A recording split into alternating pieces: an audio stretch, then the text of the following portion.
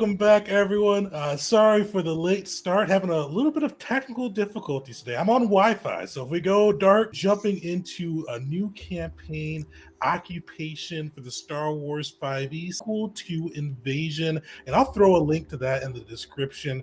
So we're popping back in now, going into the new campaign with some returning character, or a returning character, and then some new guys as well.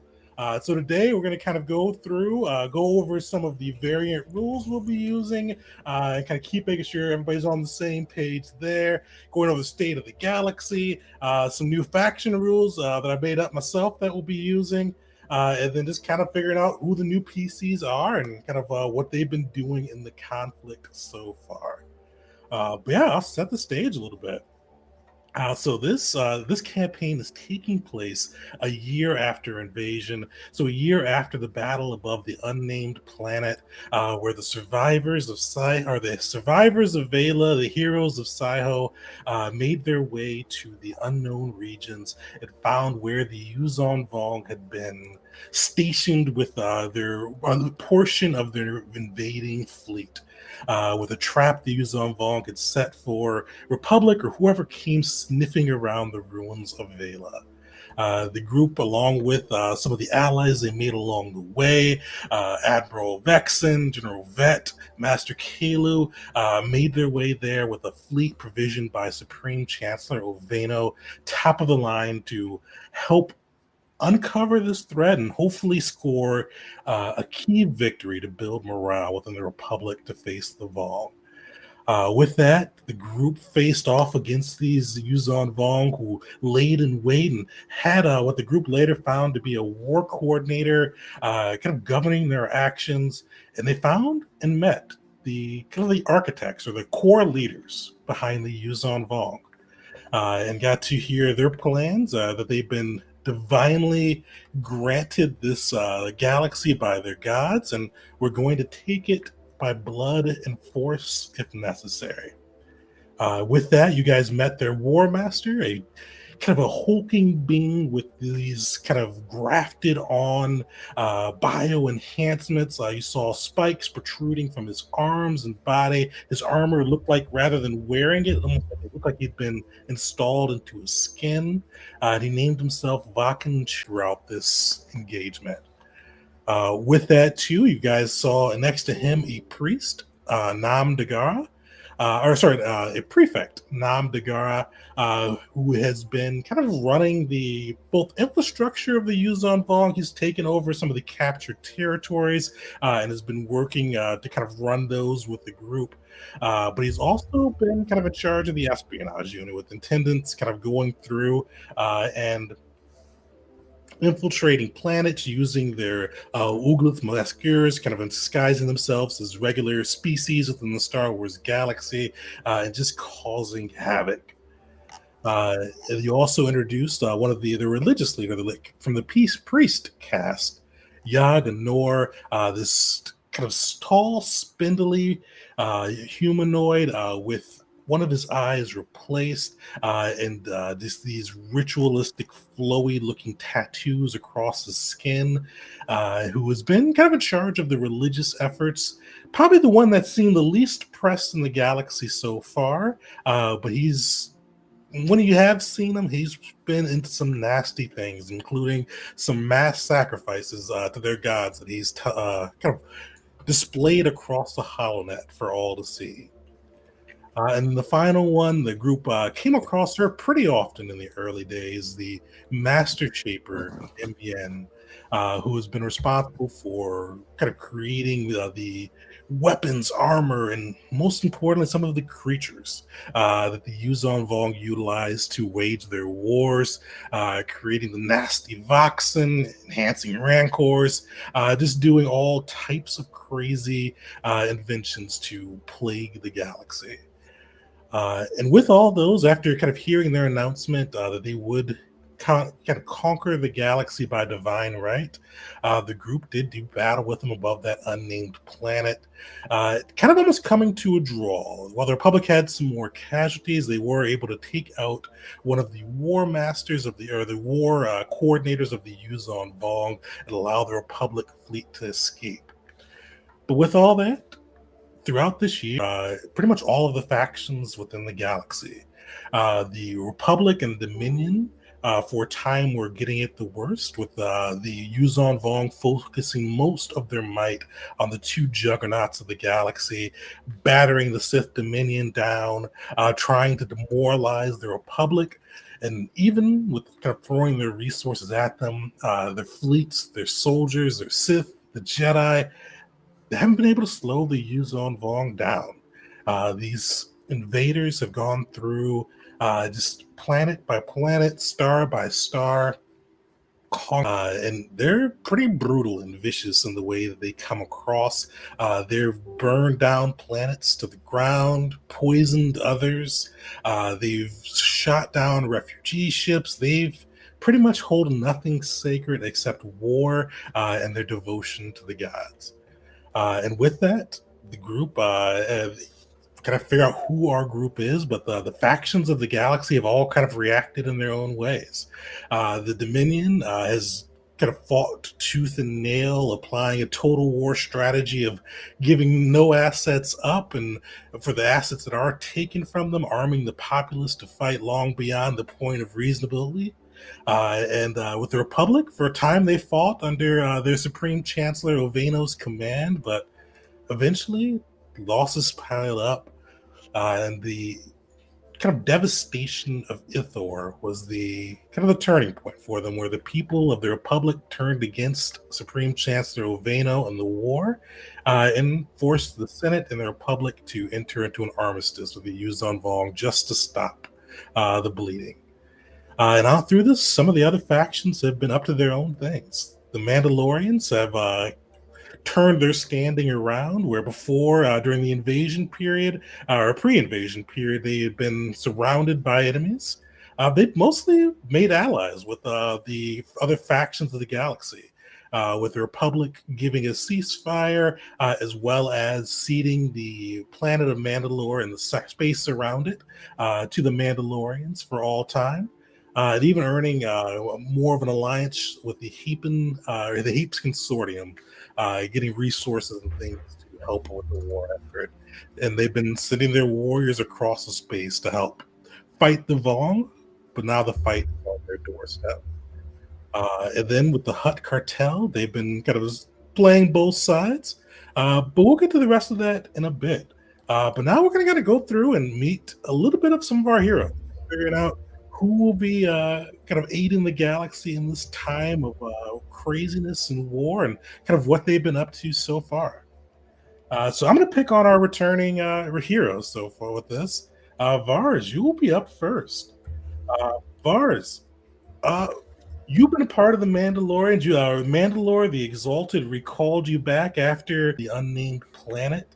Kind of utilizing, we're hoping to bring your expertise with the Yuzon Vong back to the Mandalorians, where they could make use of it.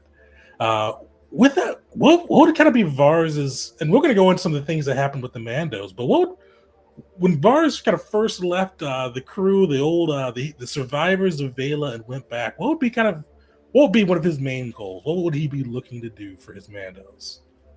Well, trying to reinforce the idea that this is a real threat. I don't know. I feel like there's a bit of hubris mixed in with Mandalorian culture, you might say, and trying to get them to recognize that it's a real threat, and trying to leverage whatever resources they've gained into better suited to combat them. Again, finding out that, hey, they don't do so well against incendiary. They don't do so well against the cold, sonic. Try to emphasize training with those weapons and take a role as a bit of, I don't know, teaching them drills, teaching them that this is not an enemy that you're used to fighting. And that's the gist of it, but a lot can happen in a year. Definitely. And with that, I mean, yeah, VARs would definitely be no rule necessary, pretty successful convincing them of the threat, especially after seeing the Republic's fleet get kind of smacked down a bit. And with that, too, would VARs have helped at all with some of the diplomatic stuff, getting kind of the Republic to kind of cede Mandalore space and kind of call a ceasefire with the overall war? I mean, on some point, it's like, not to go crazy patting himself on the back, but I helped, he helped them. He was there with them. He was shoulder to shoulder with their people. And as a sign of goodwill and focus on the real enemy, just we should stop worrying about each other and start worrying about them. Sure. And with that, yeah, they were able to bring the Republic in, and for a while, the Mandalorians were doing hot. The war wasn't at their border; they were able to kind of spread across the stars, fighting for the Republic, fighting with the Hapens, with the Hutts as well, kind of utilizing that unique, brutal brand of combat the Mandalorians are famous for. Uh, Vars, what was because this guy, you guys are pretty established within the galaxy now, and Vars, especially with your time with overall the events through Invasion, have earned a little bit of a reputation for yourself. Were you what were you doing during that period? Were you kind of commanding troops? Were you doing more training and strategy and preparation? How did you interact with the war itself? I would imagine that Vars would be at the front of it. Um, he wouldn't want to sit back and tell others what to do. He'd want to be waist deep in it, if you will. And again, maybe taking what he learns and translating that to better policies back home. Kind of trying to think of the best way to put this, but he'd be all over the place. He'd be wherever he was needed most.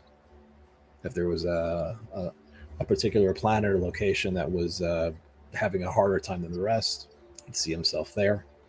If he was trying to work out what to do next with a certain thing with the galaxy, I'd imagine that considering that he's proven himself over and over again, Mandalore the Exalted would be like, "Hey, you're our best bomb killer. What do you think?" Nice. So With tweaking some of the ammunition and things like that, that Vars would be a part of. well, didn't really shine through with his run in with the heroes from Saiho, but Vars is a bit of a history buff, right? He loves taking in history, and he knows that the the Vong hate droids, mechanical life of all forms.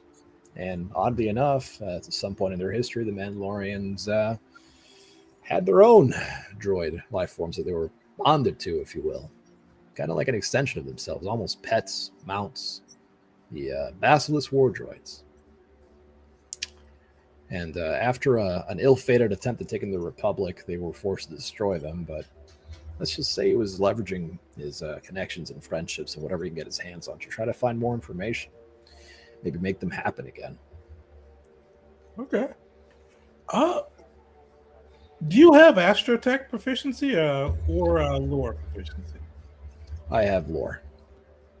All right, give me first roll campaign. Give me a lore roll. See how All you right. do with kind of finding and some of these old blueprints, old schematics. Okay. Did that happen? All right. And hey, it's not the worst way to start things off. Solid. Yeah, take some digging, especially as kind of the war effort, and the Mandalorians have never been one to really stockpile information. But you are able to find some old schematics for building basilisks, build and kind of how to kind of design and manufacture them. Would this be how would Varus pursue this? What's he imagining with this? Um, well, he knows he's not going to be able to. Hey guys, let's set aside this whole factory just for this pet project that I have. Now he's going to want to put together a proof of concept. He wants to be able to show this thing's going to work. And it might get a little rough the first one, but he would leverage whatever contacts he's got. Trying to think of who would be well suited to this from first campaign, but we didn't really have a lot of droid manufacturers in the first one that we dealt with. Maybe Zerka, but that last I don't know. We didn't leave on the friendliest terms, but we weren't enemies, I guess. I'd say it's big droid manufacturers and the kind of in the galaxy, VARs would know. So depending on which way you want to go with it, Zerk is the biggest, but the Dominion does control Geonosis, and they've been churning out war droids. Especially, they're kind of in the same vein to you, especially after they found out the Vong hate droids. They've been churning them out just as a particular criff view to the Vong. All right. Well, maybe if the minions got their hands on Geonosis, maybe Vars would reach out to Lord Galvin. Sweet. Your old Sith buddy, old pal. Perfect. And I'll pause here a little bit. So out of game, what are you kind of imagining for the Basilisk? This is more of a hey game master, what do you think this should be? I mean, I love the idea of them. But like, what are we, like a mount essentially? In which case I might have to rethink what I'm doing with my character here, but I mean, I don't know. If you want so we'll kind of put this two ways.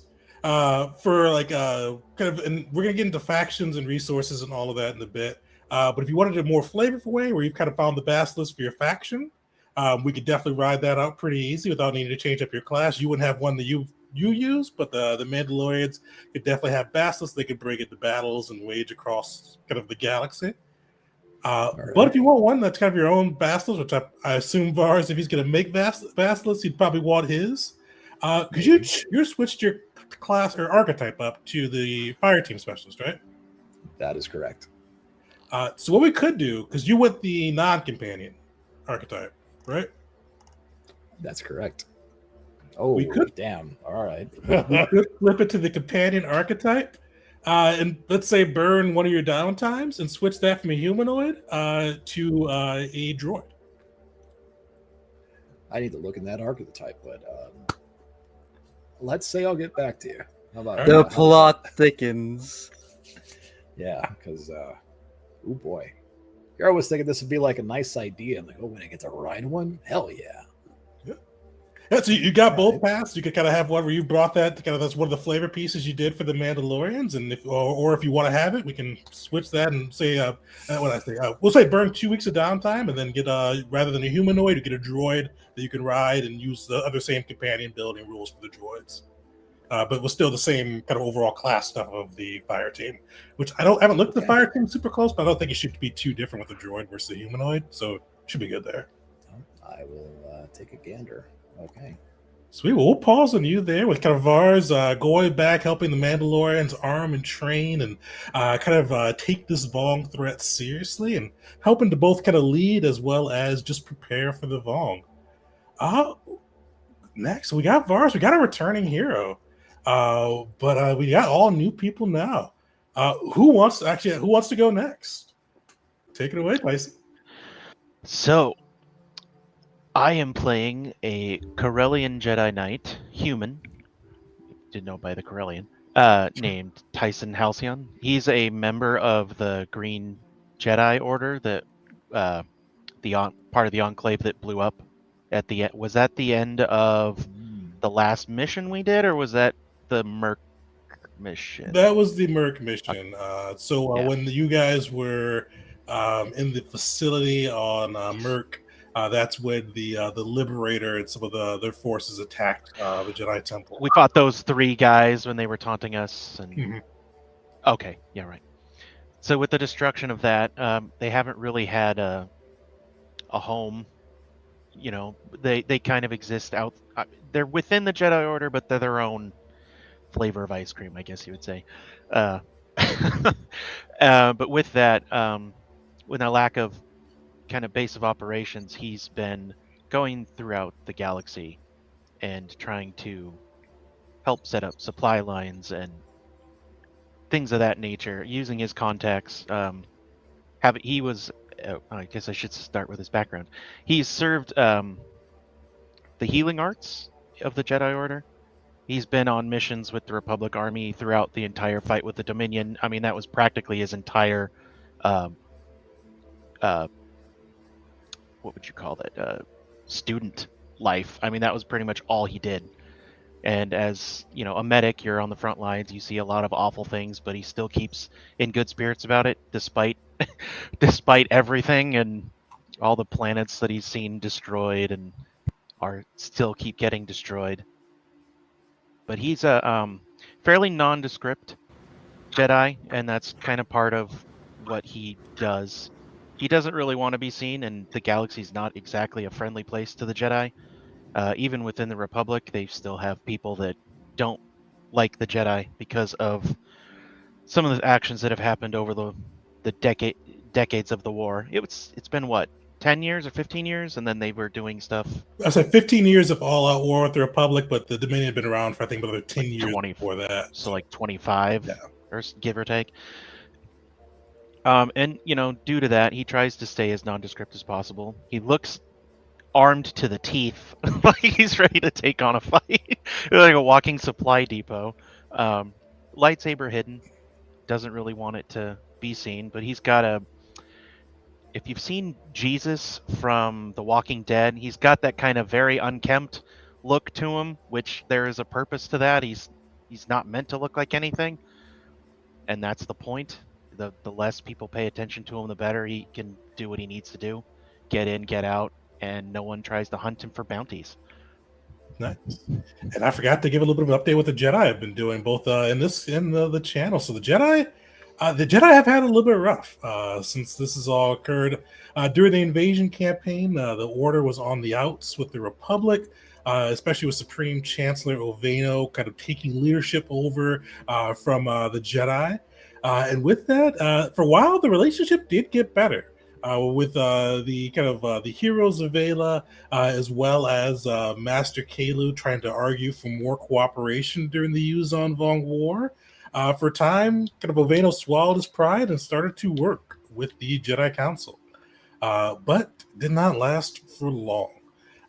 Even before the Battle of Ithor, when the Republic withdrew, the Jedi had already kind of taken a step back, and a lot of that was due to just those strained relations.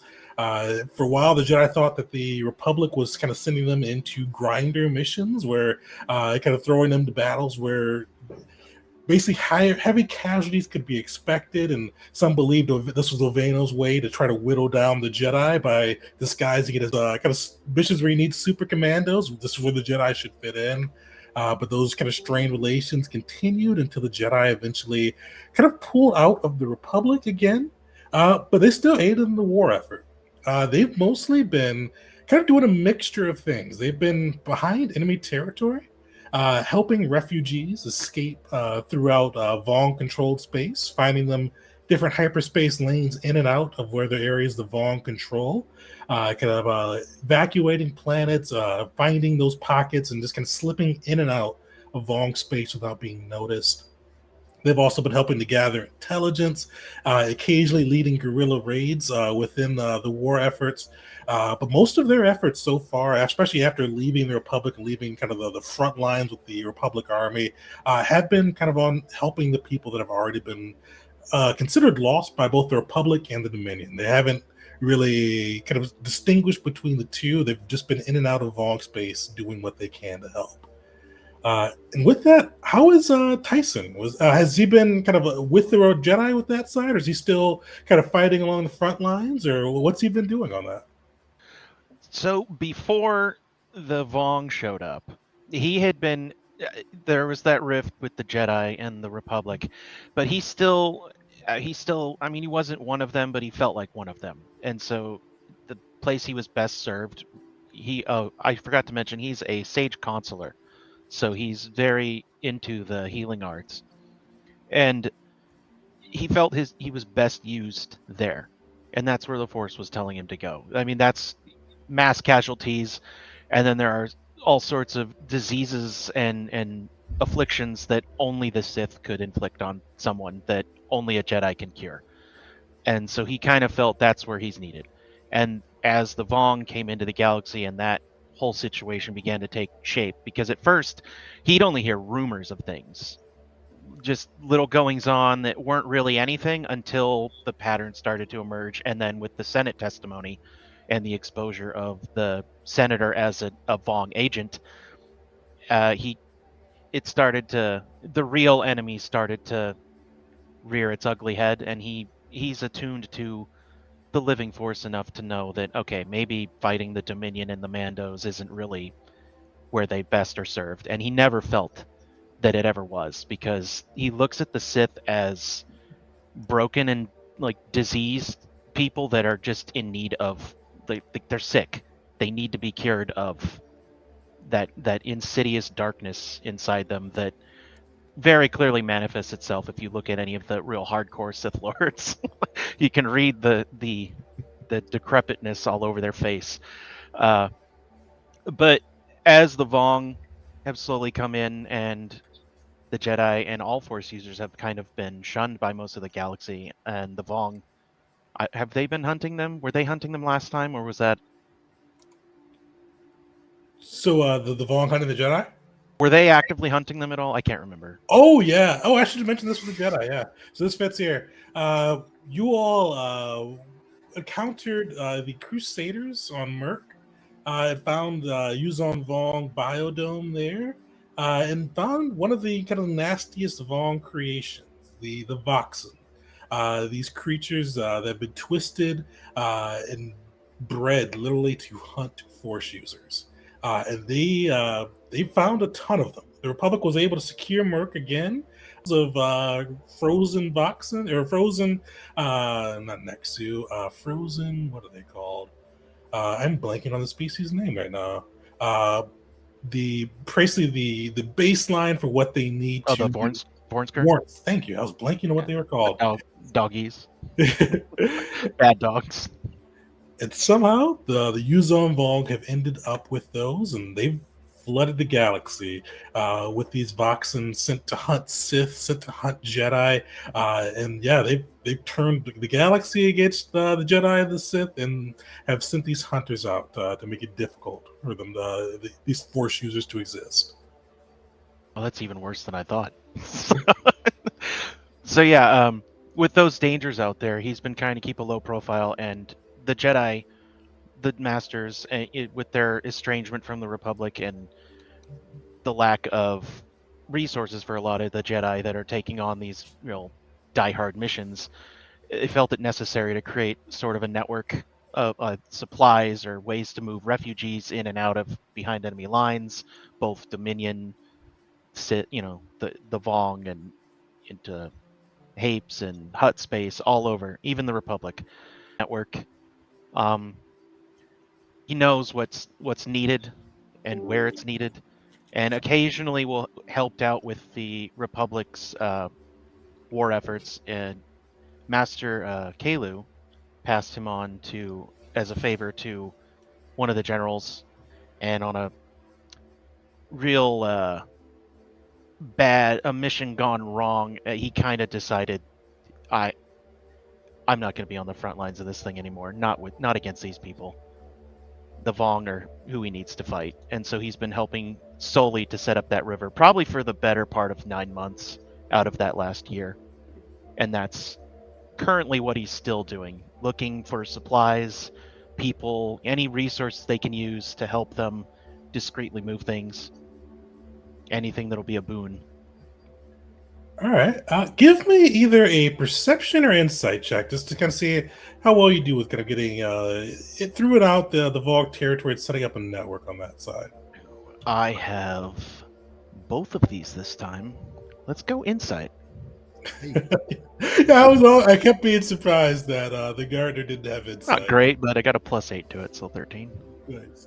Yeah, so it's hard. You're behind enemy lines, cut off from resources. It's difficult, kind of finding. It's kind of easy to establish one line, but it's difficult to maintain it.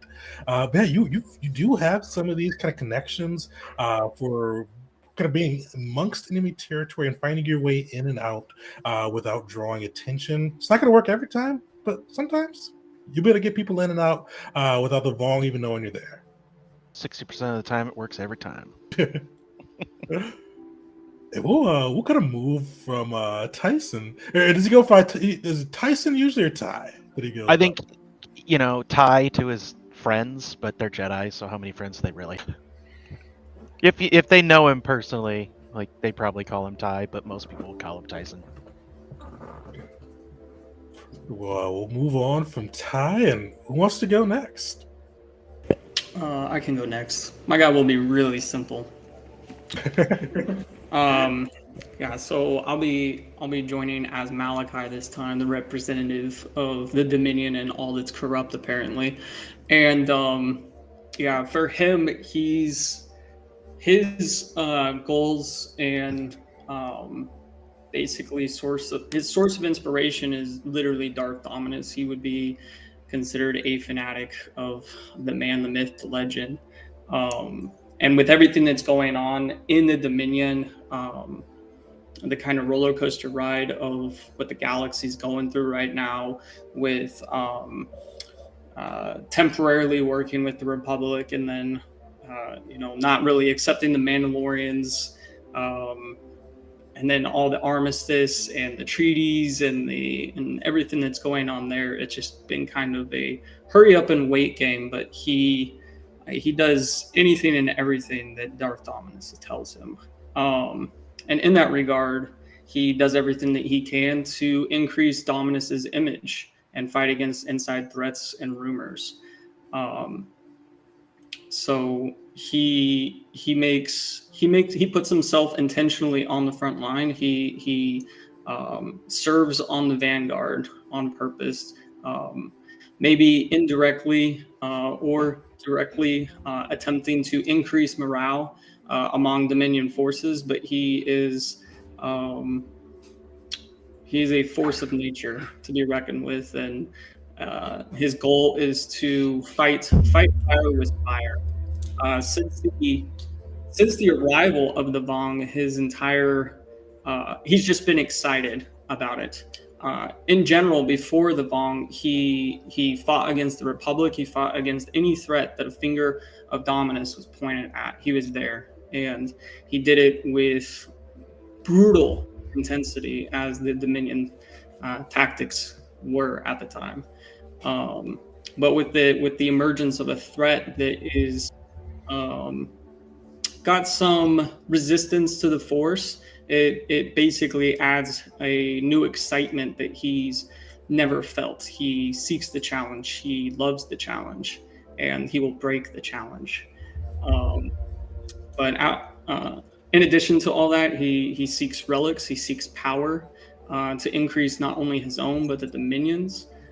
So if there was anything that he could do to find temples, find powers, find a way to combat the immunity or the resistance of the Vong, he would be seeking that out, in addition to just overall making a name for himself, not only within the Dominion, but at the galaxy at large. He wants everyone to fear him. Nice. And what does Malachi look like?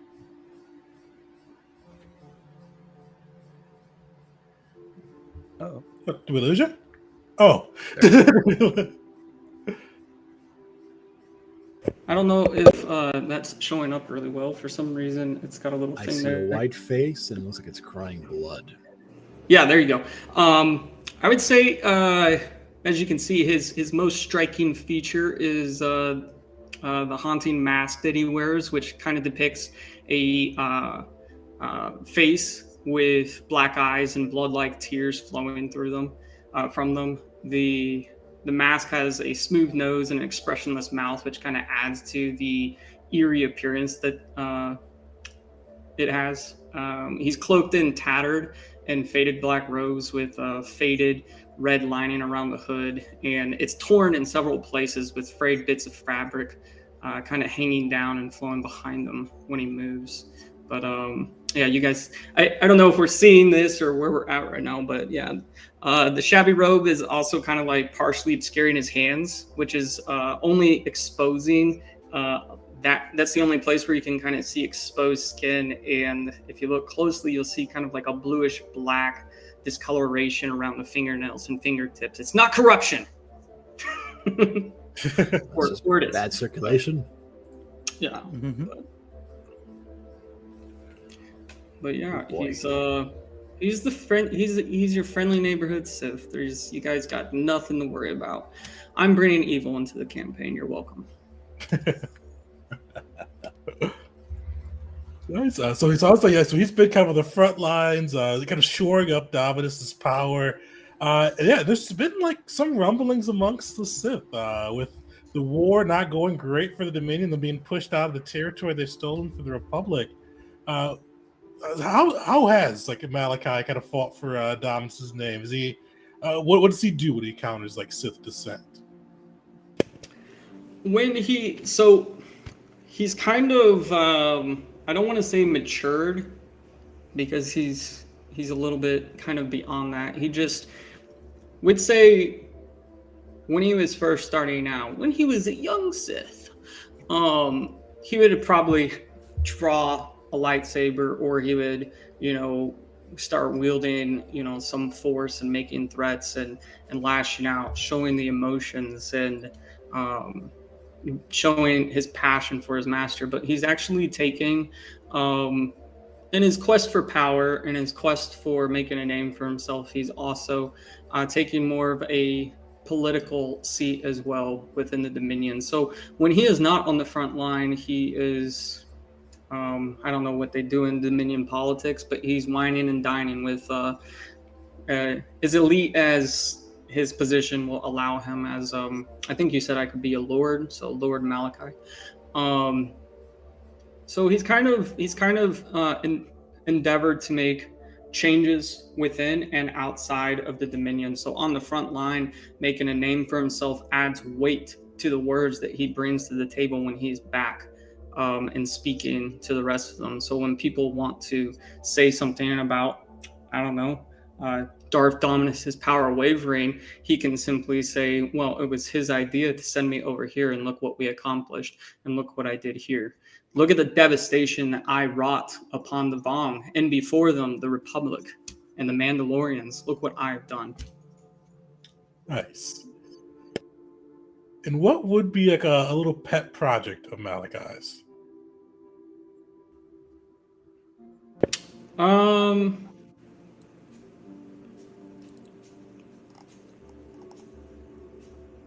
Is this specifically for like downtime question? Like what would be spending our downtime, or just in general? Just in general. Oh, in general? Okay, let's see. So with a lot of our territory and worlds kind of falling under Vong control and resources being depleted and being backed into the corner that we are, I'd be seeking I'd be seeking any possible way to make myself or the Dominion, probably myself more.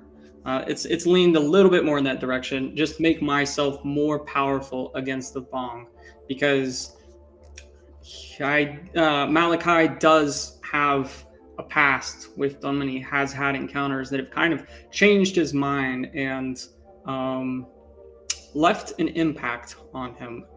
And to that end, he doesn't want a repeat event. He wants to be able to counter that. He wants to be able to overpower that, and he wants to humiliate the enemy and never let it happen again.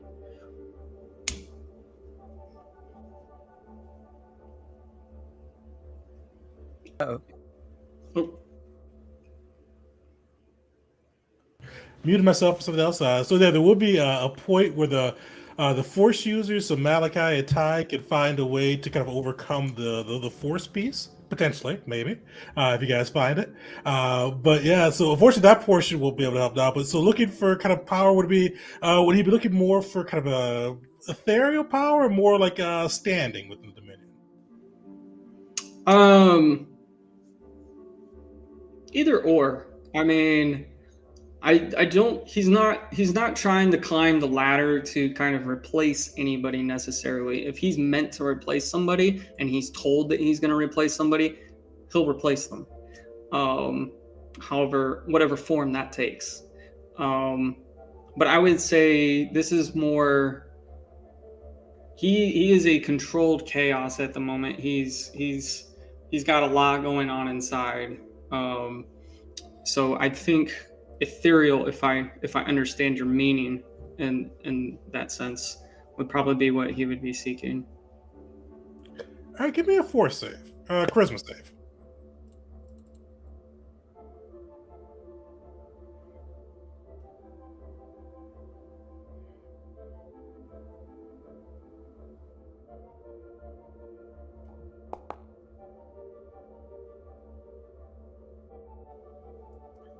That's yeah. So you've kind of tried to gain your power, and you've kind of increased it. Sometimes you feel that force flowing through, just like rapid burning fire, like lightning through your veins. And sometimes, especially with the threat of the Vong, these things that are just outside of the force's kind of purview and control, it's difficult to feel. Uh, with that, sometimes you get some intuitions, or kind of what's happening with the war, but kind of similar. It just doesn't always come through, and sometimes those premonitions don't really shape up. But sometimes they come through, and they do. Kind of all depends on what the whims of the force are. But yeah, sometimes you can kind of get a little guidance on what may be coming down the barrel. And with that, we'll switch. Val or C4 who wants to go last or go next? I can go next. So Val is a Tagorian, and actually I'll actually share a picture too of the same way. That actually worked out pretty good here, if I can figure out how to do it on the fly.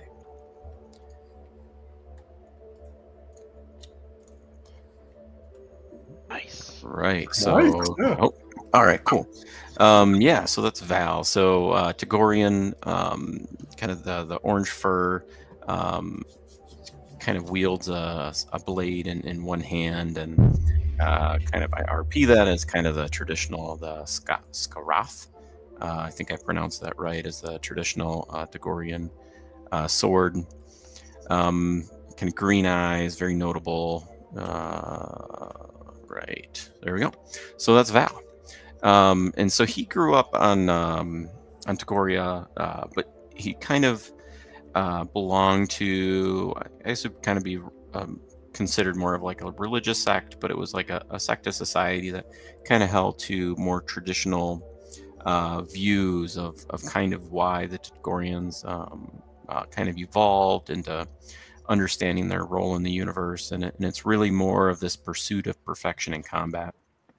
And that's why they've kind of evolved the way they have, and their beliefs kind of revolve around that, and in that your purpose in life is to become the best version of yourself in combat as you can, right, without a self-help book. And so that pursuit of perfection is kind of his life story, and he believes that you can honor those that you defeat in combat through a warrior's death, right? So dying in combat to a formidable opponent, that's the most honor you'll ever have, and that's kind of the goal to strive for. And so he kind of left Tagoria and joined up with the Hutts as a bounty hunter, and so specifically it was an opportunity for him to test his might against others. And so he would hunt down the biggest, baddest guys in the universe and try to prove himself against them by besting them in combat. Unfortunately, he didn't turn into the best bounty hunter because he would often kill them. But he still was very effective at tracking them down, and he worked for very cheap. So he was right along with what the Hutts were looking for. And so kind of in his journey, when Yu Zhongguang came along, one of the things that he's kind of been disappointed across the galaxy is whenever he's tracked down, and he's tracked down Mandalorians, he's been disappointed in them. in that they really, take away their magic tricks and take away their technology. And they really aren't that great of fighters. And so he's now tried to track down the Yusong Vong, and he kind of views them as almost the. And so he's been working for the Huts and trying to track them down and defeat some of their warrior caste or others that might be embedded in society. So that's kind of what he's been doing here for a little while. Sweet. And I should give a little bit of an update on the Huts too. The Huts are playing this war exactly as you'd expect them to. They're trying to play every angle you can and play both sides for their own gain. Publicly, amongst the since the war with the Vong has started, they've tried to say that they're neutral, that they're not supporting any side. They're just trying to stay out of it. The rumors have swirled that they've provided the Yuzon Vong intelligence on the Dominion and some of their key holdings to help get revenge on one of their major enemies, with Dominus declaring that he would stamp the Huts out of the galaxy. And they've kind of used the Vong to hit against the Dominion a little bit, or at least rumors say. But got a little bit more serious for them, especially with the Yuzon Vong cutting through Dominion territory and making their way to Hut space, kind of sitting their fleet right on the Hut's border and demanding tributes, which so far the Huts have paid publicly. But privately, probably where the domain rival kind of interacts a bit more, the Huts have been kind of utilizing their shadow network to aid the galaxy. Using their smugglers to smuggle supplies to the Republic, Mandalorians, as well as the kind of rebellion fleet led by Admiral Vexen, kind of sending those across the galaxy. Their ships are known to be able to get through hard areas, and they've been putting that to its work. They've been hiring bounty hunters and mercenary companies and the like to either kind of assassinate key Yuzon Vong or sympathizer figures, or in some cases the mercenaries help fight alongside the Republic and the Mandalorians. All just kind of behind the scenes, trying to keep their overall name out of it as they're playing both sides.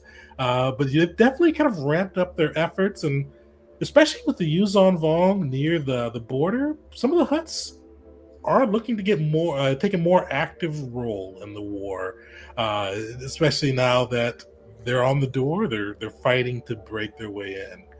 And then we know Val kind of works as a hunter for them. How's he kind of interacted so far with the Huts in the Yuzon Vong war? Yeah, a lot of it has been mostly, I assume,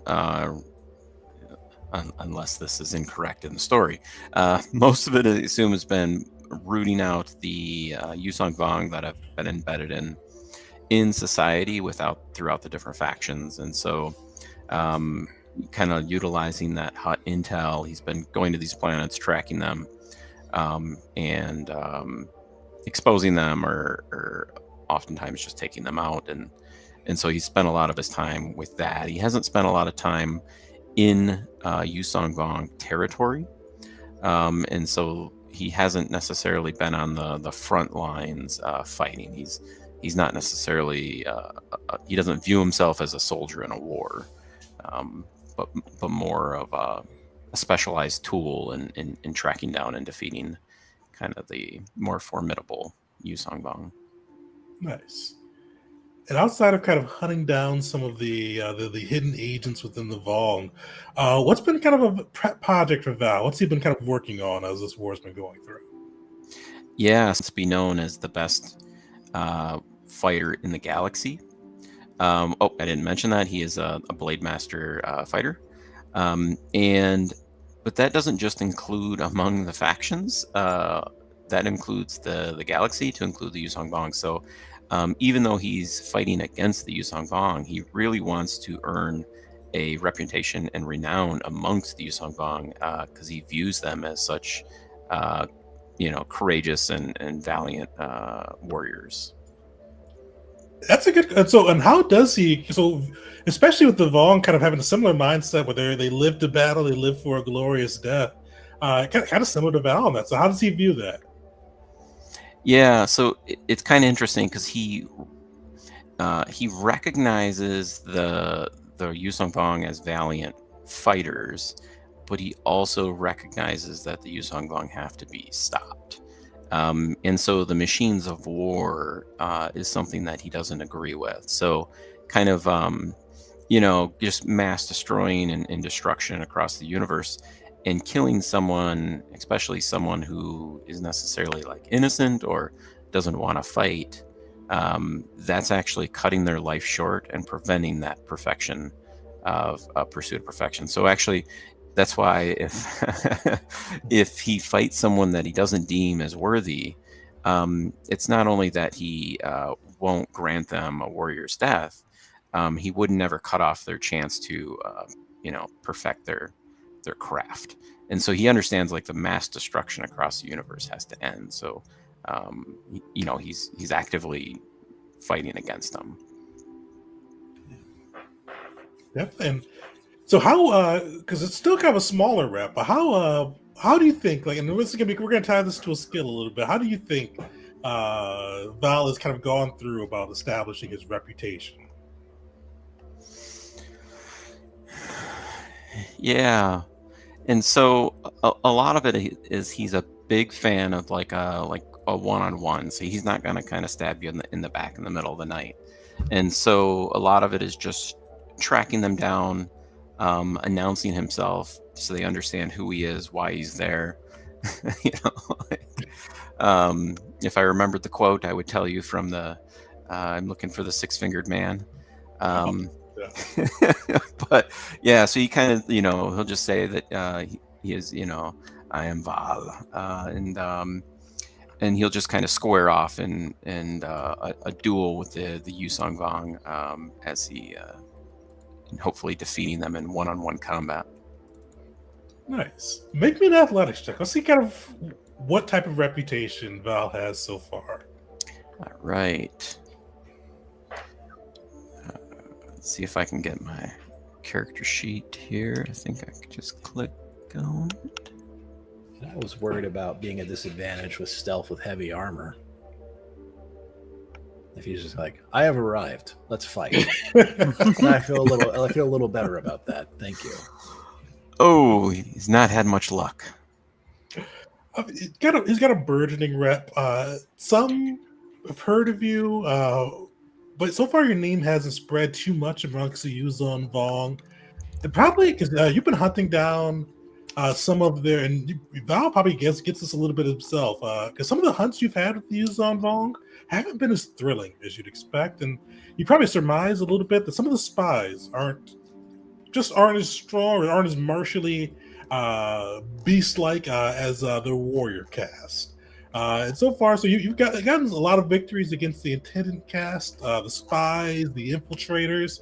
But the warriors, they want to see more before your name could spread. They want to see you go up against their true might. But some have heard of you. Some have heard and may even agree to a deal, depending on the circumstance. All right, last but not least, we got C4. Oh boy. So tell us about C4 and who's he repping him? All right, we got C4T3, a droid, a mercenary, someone who's usually hired out to the highest bidder, but he is representing through a great myriad of equipment, Zerka. And oh boy, is he a corpo. Nice. What does C4 look like with all that equipment? He actually, with his design and how he's built, he has a cloak kind of almost like a clothes almost integrated into himself with big heavy armor. So if he closes all that up, he kind of looks like just a regular guy in body armor, though you could still hear the whirring of the droid machines. The eyes are dead giveaway, and the way he moves. Overall, he looks like almost a walking suit of armor with a slight, almost Mandalorian style, but not quite, to avoid some quote unquote copyright infringement and to give plausible deniability. if someone doesn't like the Mandos too much. But still riding on the coattails of their brutality. So, working with Zerka, a little bit of background on what Zerka's been doing throughout all this. Zerka's been pretty prolific throughout this, the war actually taking place. After the battle above the unnamed planet, Zerka's kicked its manufacturing kind of giant into gear. Mass producing weapons, ships, armor, medical supplies, the likes, and like distributing them through the galaxy. Even surprising, and probably surprising to probably Vars and Talos and all the rest, in particular from the last campaign, they've been occasionally discounting their goods, selling things on credit without crazy interest rates. Even donated some of their weapons and materials to Dominion, Mandalorians, the Republic during this war effort. All of the Zerka Cares promotion for sure. They gotta have Zerka Cares emblazoned. But yeah, they've actually donated useful materials. They've really just been pumping their juggernaut into gear to try to support the galaxy against this threat. With their chairman Oro taking a more active role in this engagement and kind of making sure that Zerka and their resources are being utilized wisely. And kind of with that, they've been hiring assets like C4 to help gather intelligence, kind of run some raids, as well as just kind of keep them abreast of what's going on so they can best bring kind of the juggernaut that is Zerka to bear. And with that, C4, how have you interacted with Zerka? What role do you usually play for them? Merchandise branding. He puts on all the best gear, uses it to its quote-unquote fullest potential. He does some flashy tricks with it. He's grown a fondness for the smart pistol, especially that kind of weapon. Before he didn't really use one. Now he is attached to the hip by the thing. He says their slogans and brands whenever he's working with someone. He is walking advertisement, and he really he doesn't do it all the time, but he really does try and sell Zerka. And on top of that, he does have a slightly more eccentric personality for a droid, kind of trying to make himself look good all the time, and that kind of bleeds into it. And with that, he's trying to get a good bit of reputation with Zerka, hoping they can help him out a bit. Zerka would love that. So I imagine there's a lot of holo vids with C4, probably doing both real and staged, like heroics, right? Mostly staged. Mostly staged. Or organized to be there, but real situations. Right. Well, with this too, especially being a droid, how's C4 done with the Yuuzhan and Vong, the creatures who've invaded and for captured planets? They've like mercilessly destroyed droids, creating literal pits of droids where they've thrown the parts in and burned and just desecrated them.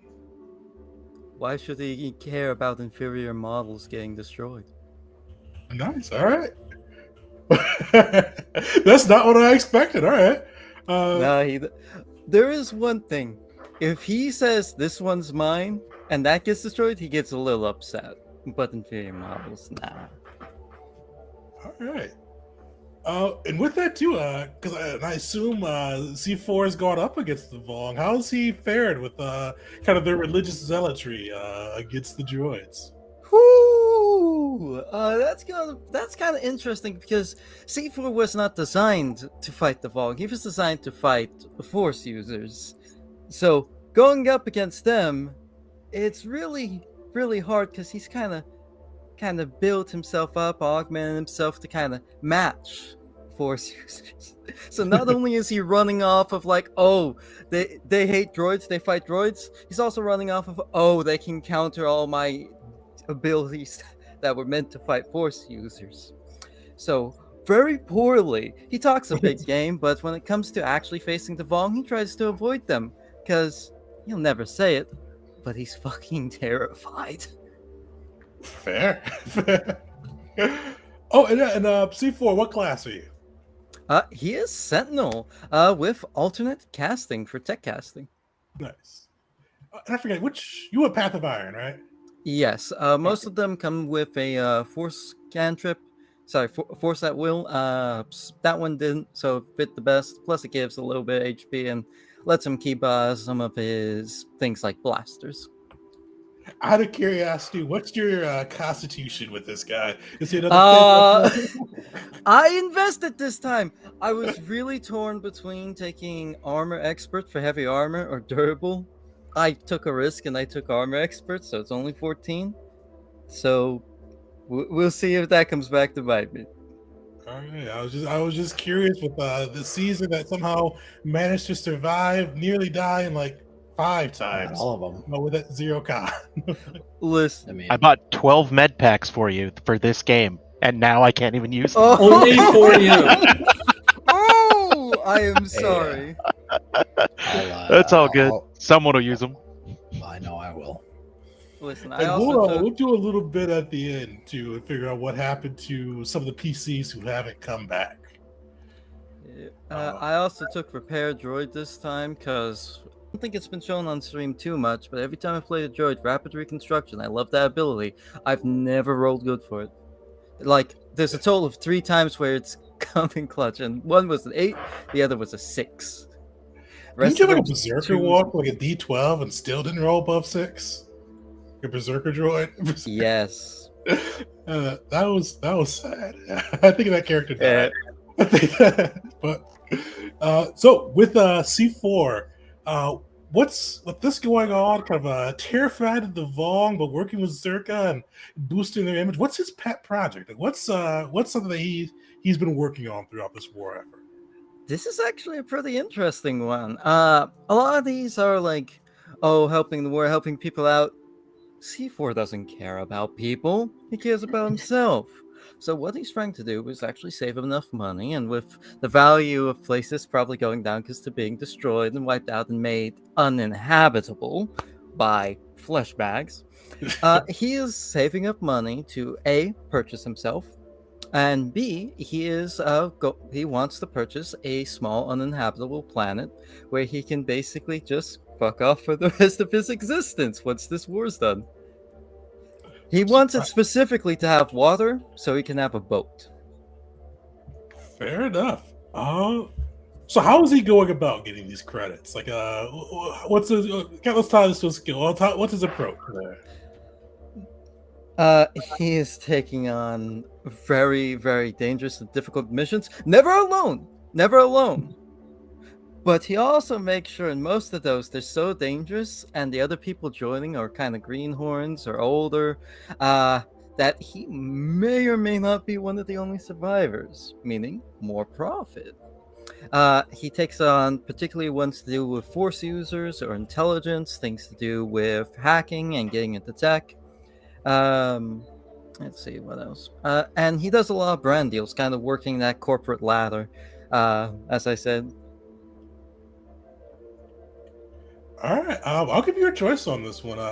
Either persuasion for kind of building that personal brand with the Zerka Corporation, or we could say he has some hacking and slicing too.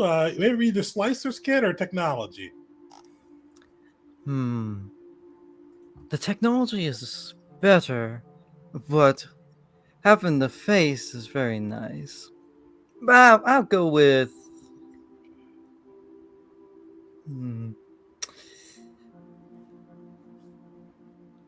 He says Zerka cares, and that's enough. I'll go with technology. And normal. I've made a mistake. Yeah, it's hard to save money, especially when you're a droid going on dangerous missions where you probably need to replace or at least give yourself an oil bath every now and then, replace your gear and all that. It adds up. You've still got a ways to go to get to that planet. We do have some promising investments that maybe one day will pay dividends and get you your own unnamed backwater planet that's hopefully out of the Yuzon Vong's warpath. Oh no, he is looking for it far into the outer rim where no one will bother. Just has to have a little ocean, right? Yes, he really wants that boat. Nice. You can't use a boat we've on met? land. Oh, sorry. Sorry, I was just saying, you can't use a boat on land. I mean, just throw some wheels on it. Get a little hover boat. Then it's not a boat, it's a speeder. Well, we've met our PCs. We've got 5 core fractions of the galaxy represented. And when we begin session 1, they're going to be called into basically their Chairman Zhang Oro of the Zerka Corporation is kind of feared that this war has gone astray.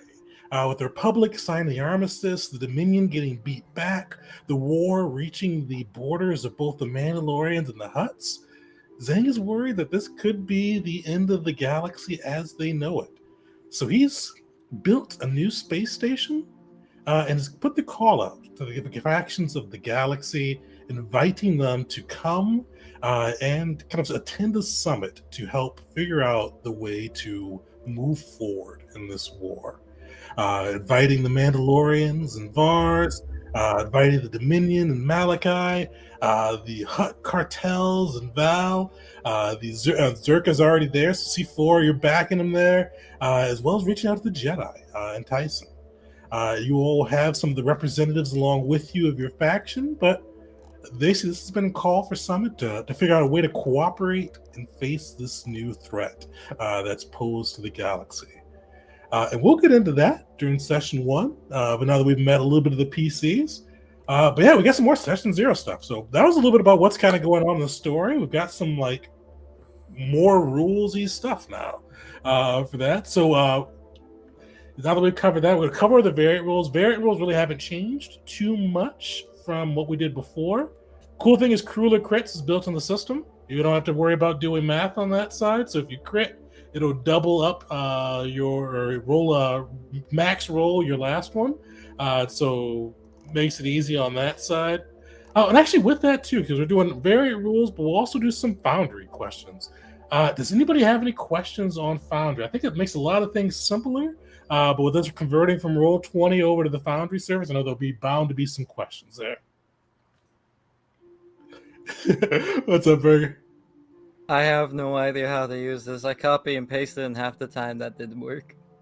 Oh, no, cool thing with this system is you don't have to like type anything. So if you go to so sorry for stream viewers, I don't have a good way to share my screen on this one right now for it. But if you go to on like the Foundry screen, the Compendium Packs button on like right near the end of the right.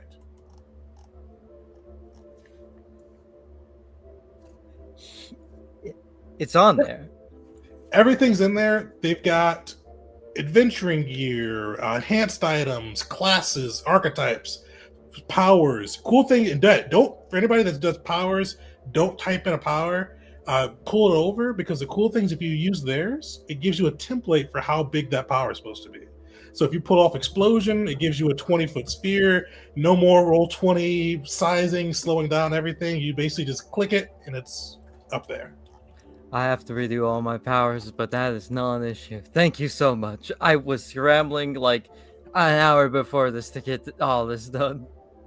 No worries. Yeah, so yeah, just throw that in there. Class stuff, race stuff, all of that. If you just go and drag it on, it'll bring everything you need over for it. And like, you basically just have to kind of go through the. There's not a. They're building a compendium browser to make it a little bit easier to search, like Pathfinder's is. But for everything else, you can just kind of go through and look for what category it is. They've got the fighting styles in there. I'm pretty sure the fighting styles augment the rolls too for the ones like Vars. I think you've got the one where if you rolled like a 1, it'll make it a 3. I'm 90% sure they built that in there too. So if you bring it over, it should make that roll right automatically. I hope so. That's a lot less math. That's You know what to say. absolutely Some of them- phenomenal. Some of them don't work quite right. You still have to be a little careful. Like I took Rebuke as an at-will that has the varying damage type based on alignment. It always pumps out pumps out all 3 of them. So you have to go through when it rolls them and pick the one that actually rolled for your dice. Oh, here. It still works, but I rolled it once. I was like, oh, 25 damage. I'm like, how the hell is that possible with a D12? I'm like, oh, that's not. It's kind of all of them together. So you just have to be careful. But most of it, I think I've tested all the powers. I think they all seem pretty good. And Call Lightning has the 60-foot big old sphere that you can plop I'm down. guessing that these features with the templates and everything don't actually drop on the map until we're in like a combat phase or something, Oh, right? you guys may not be. Try one now. Let me unpause it for you guys. Yeah. If you cast the power, it should bring up like damage and like place template. Yeah. And you click that to place the template. That's what I did for Call Lightning. What did it work on when it was paused? It did? Okay, cool. Yeah, so she's better do that. I wasn't sure if you guys would be able to play stuff when it's paused. I know I can as a game master, but I wasn't sure if you all. It's got little Cool. images for the powers too. Yeah. Oh, I love that. Cool thing for any of you guys at GM, they've got both Fistos Codex as well as all like the Star Wars 5e.com monsters in with tokens. The hard part for this campaign is like I'm still making most of my own, so I still have to put them in, but nice thing if you're running a regular campaign, you can just use it right off the bat. I can't wait to release the updated version of the Codex and break all their hearts. You'll be popular. So much to redo. So that's just a little bit of the Foundry stuff. Let me know if you guys have any questions. Biggest thing, don't type anything. Just pull it over. And if you want to like rename your weapon or anything like that, just rename it once you pull it over. But yeah, it rolls so much better by bringing over mods you're using, and it just makes life easier, especially for powers. And I think too, for like Rebuke, I think there's a way to go in there and just like delete 2 of the dice. I think you can. It's just by default. Yeah. By default. Yeah. Because it's all based on what you're hitting, so you'd have to change it every single time. So I kind of like the way it has it set up. It's just weird if you're not expecting it. Like I'm like, wow, 25.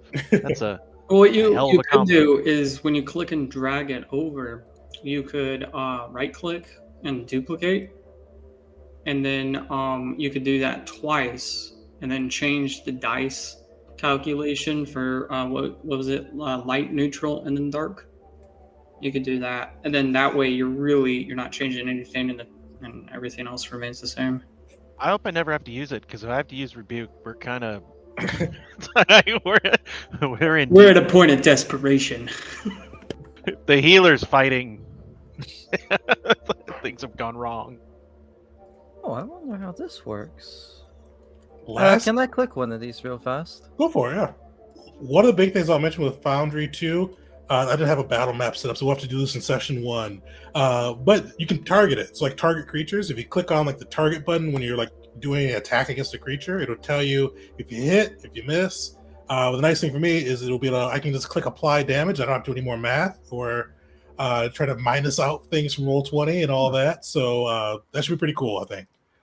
It'll be taking a bit to get used to, because even with my Pathfinder games, I always forget to hit target as the GM, and I know we'll forget as the players too. But it's nice. It's one of those cool things. And for the area of effect things too, you can like anybody that's in it, you can make them click roll saving throw and then click apply damage. So I don't have to like click into the 5 different sheets and roll saving throws for all of them, which will hopefully speed up our play as we're going through the actual play. So cool things there. I think those are the big things for Foundry. Last big thing for Foundry.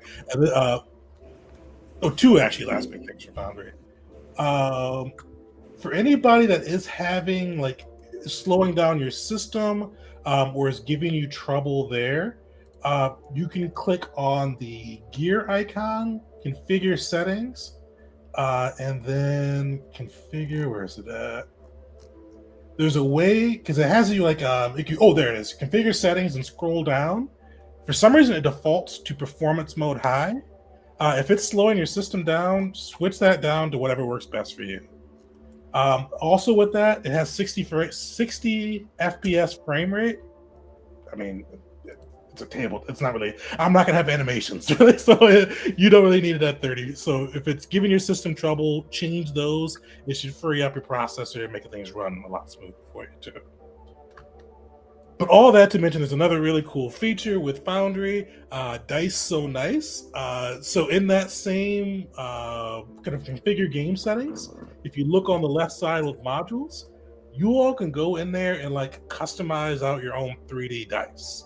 So they'll have like a look that you want, a color that you like when you roll your dice. So play around with that. Each time you roll, once you set it for this campaign, each time you roll, those dice will come up on the screen.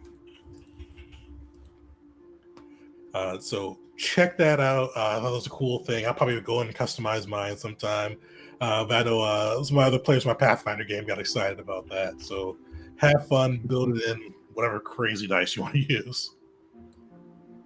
Yeah, anybody have any Foundry questions? We got some more variant rules and then some of the faction stuff. We'll wrap it up. I just have a system question for the general use of the game, not really Foundry related. How exactly, let me post these. How exactly will Twilight Form work with Force Camouflage? Let me post them. There we go. So let's imagine there's just a dude in front of me. I mean, he obviously knows I'm there. You could cast Force Camouflage, and then as a bonus action do the Twilight Form. That doesn't make you instantly invisible, correct? Yeah, there would like be a period. He saw you. Yeah. Okay. So as an attack lands, it'd be like a second before you go like invisible. Okay, but would it make some of this stuff at disadvantage? Like if they can't see you? Like, does that help at all, or is it kind of stacking the same effect here? Like if you were both Twilight and Force Camouflage? Yeah, so you'd have to do Camo as your action and Twilight Form as the bonus action. But I mean, would that essentially, even though you're right in front of them, give them disadvantage to try to find you? So you basically you'd cast. Would you cast like one turn like the Force Camouflage, and then another turn you'd attack and then cast Twilight Form? No, so your Force Camo would be your action, but Twilight Form is the bonus action. It's just adopting a form. So I think you'd be able to attack. Yeah, okay. Yeah, it would. So I'm just wondering. You'd be invisible either way. It wouldn't add anything additional doing both. Okay, but I was just looking at I think it's the stealth checks and all that stuff. It does you being invisible. It doesn't help boost, like, give you advantage on the roll or something. Oh, I usually do advantage for stealth. Okay, and then they'd have disadvantage to find you. Yeah.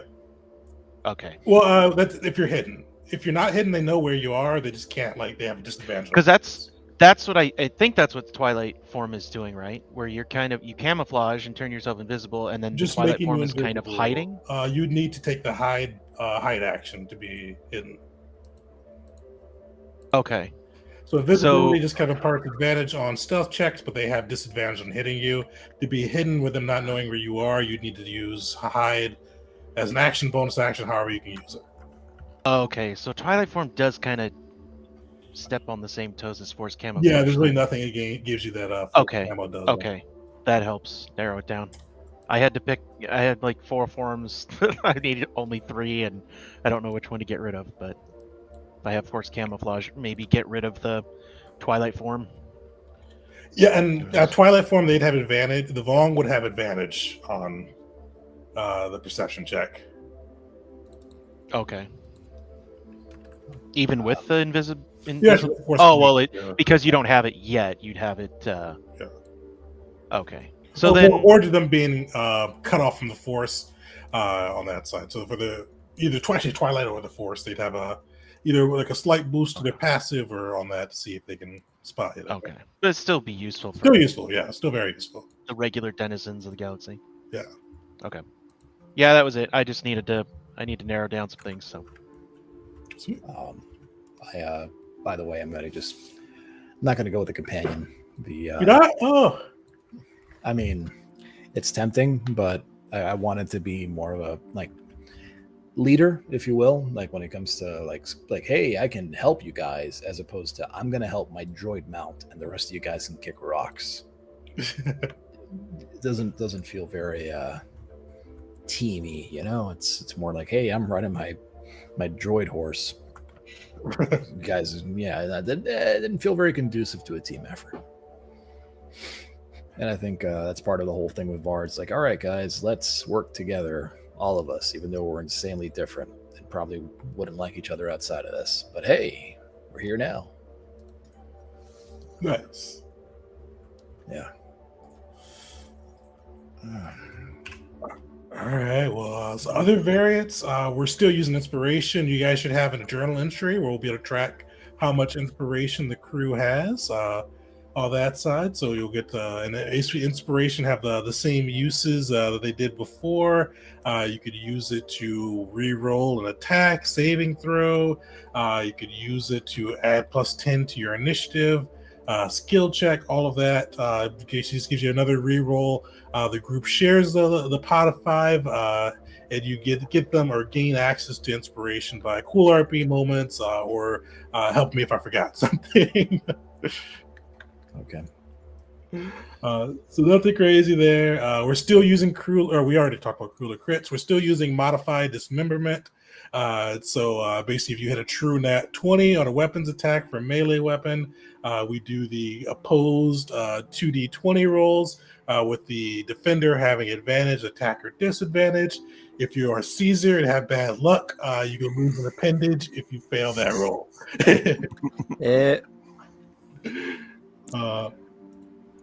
Tactical initiative, I assume that'll probably be another of the group's favorites. Fortune Founders have a cool way to do tactical initiative that makes it easier. So still same process. You'll basically be able to throw an initiative, and whoever has the lowest of the group that opted in for tactical will all start the same round. And last big thing too, just as this one I know is always a weird one, we're doing wounds as well too.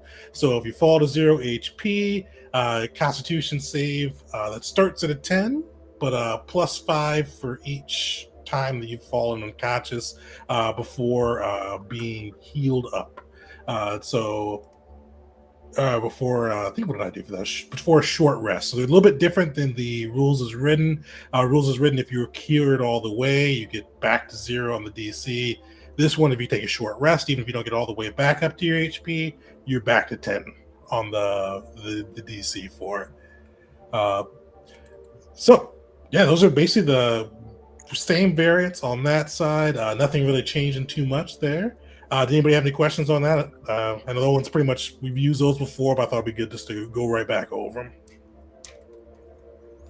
I actually do with dismemberment. Since I'm playing a droid, when you get dismembered regularly, you gotta get a cybernetic to replace it, and that can be costly. But since I'm playing a droid, how does that play? Does it play basically the same, or is it easier to replace a lost limb? That's a good question. Let me think on that one. I feel like there should be some cost, but it should definitely be cheaper. Yeah. But, I asked because you know my luck. Yeah, you've got bad luck when it comes to this. Yeah. I mean, It's fun though. It really is fun. If you retrieve the lost limb and bring it Yeah. with you. like that should be Stick a it back on.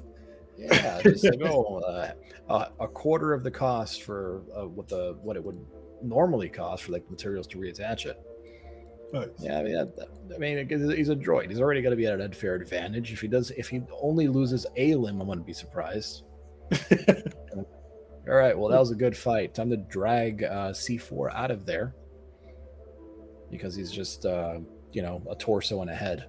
He's got constitution. He's got more constitution than Caesar. So we'll see if Burger's bad luck falls to C4. Actually, not even bad luck. Caesar's been dead a couple times. A 9-year-old in the 1800s with tuberculosis had more constitution than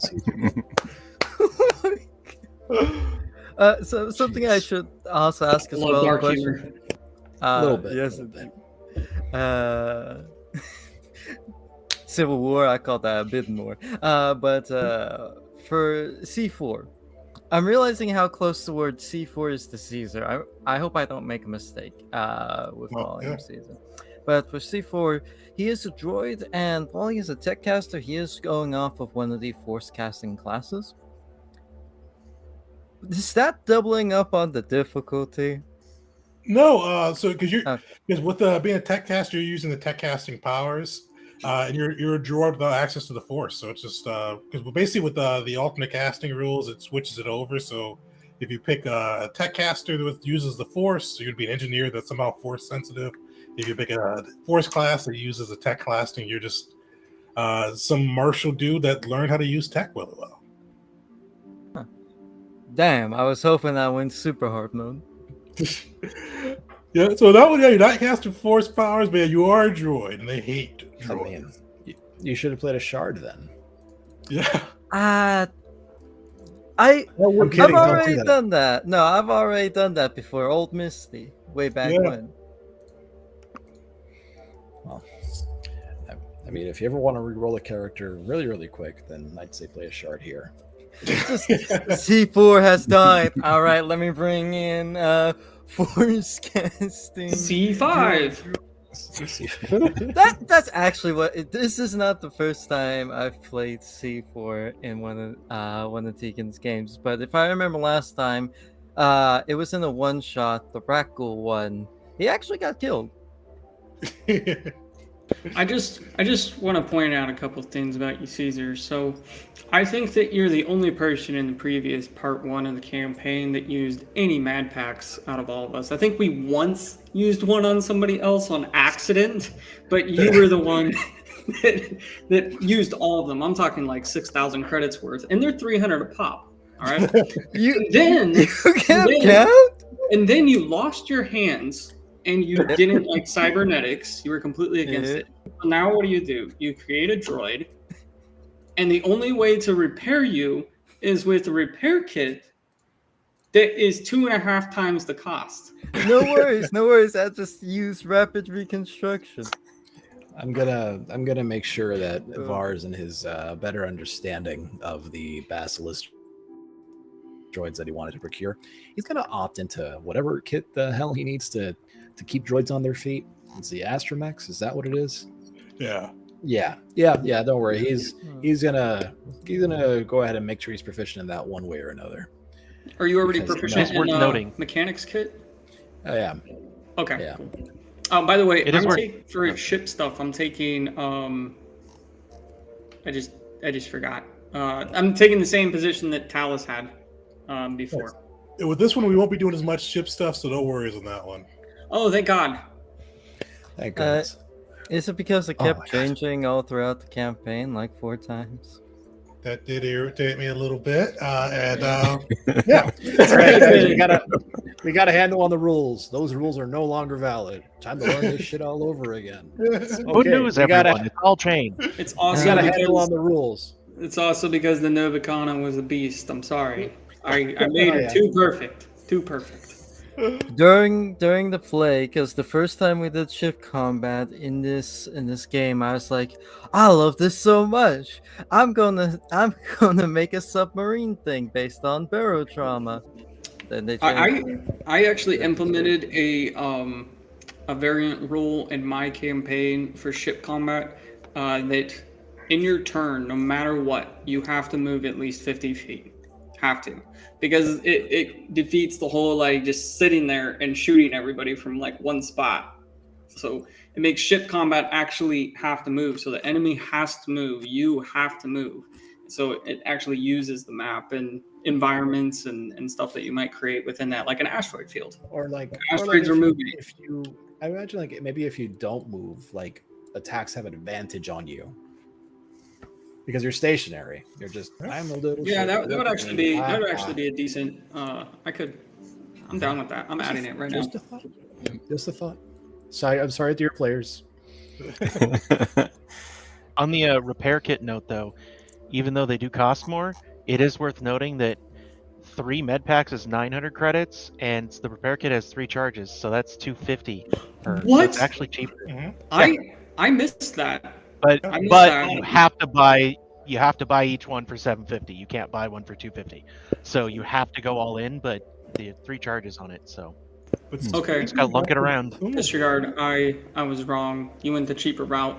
You've got the economy in mind this time around. Good It job. is one of the few items though that when I was going through my shopping list that I threw back, I'm like, we're not gonna find a fucking droid. I don't need this. And now I don't have credits to help you. No, don't worry. I have prepared droid and rapid reconstruction. But we'll get one or two. We'll keep them somewhere. I didn't have enough credits to do anything, so I have credits. It's like, Well, I've the got just thing enough too, to not get anything nice. Luckily for us, C4 is a lot more hesitant to get into melee unless someone's wielding a lightsaber. Well, I'm about to spend so much money on downtime, I think. Well, the cool thing with that too is there are some new rules that will give you guys some benefits here when it comes to consumables.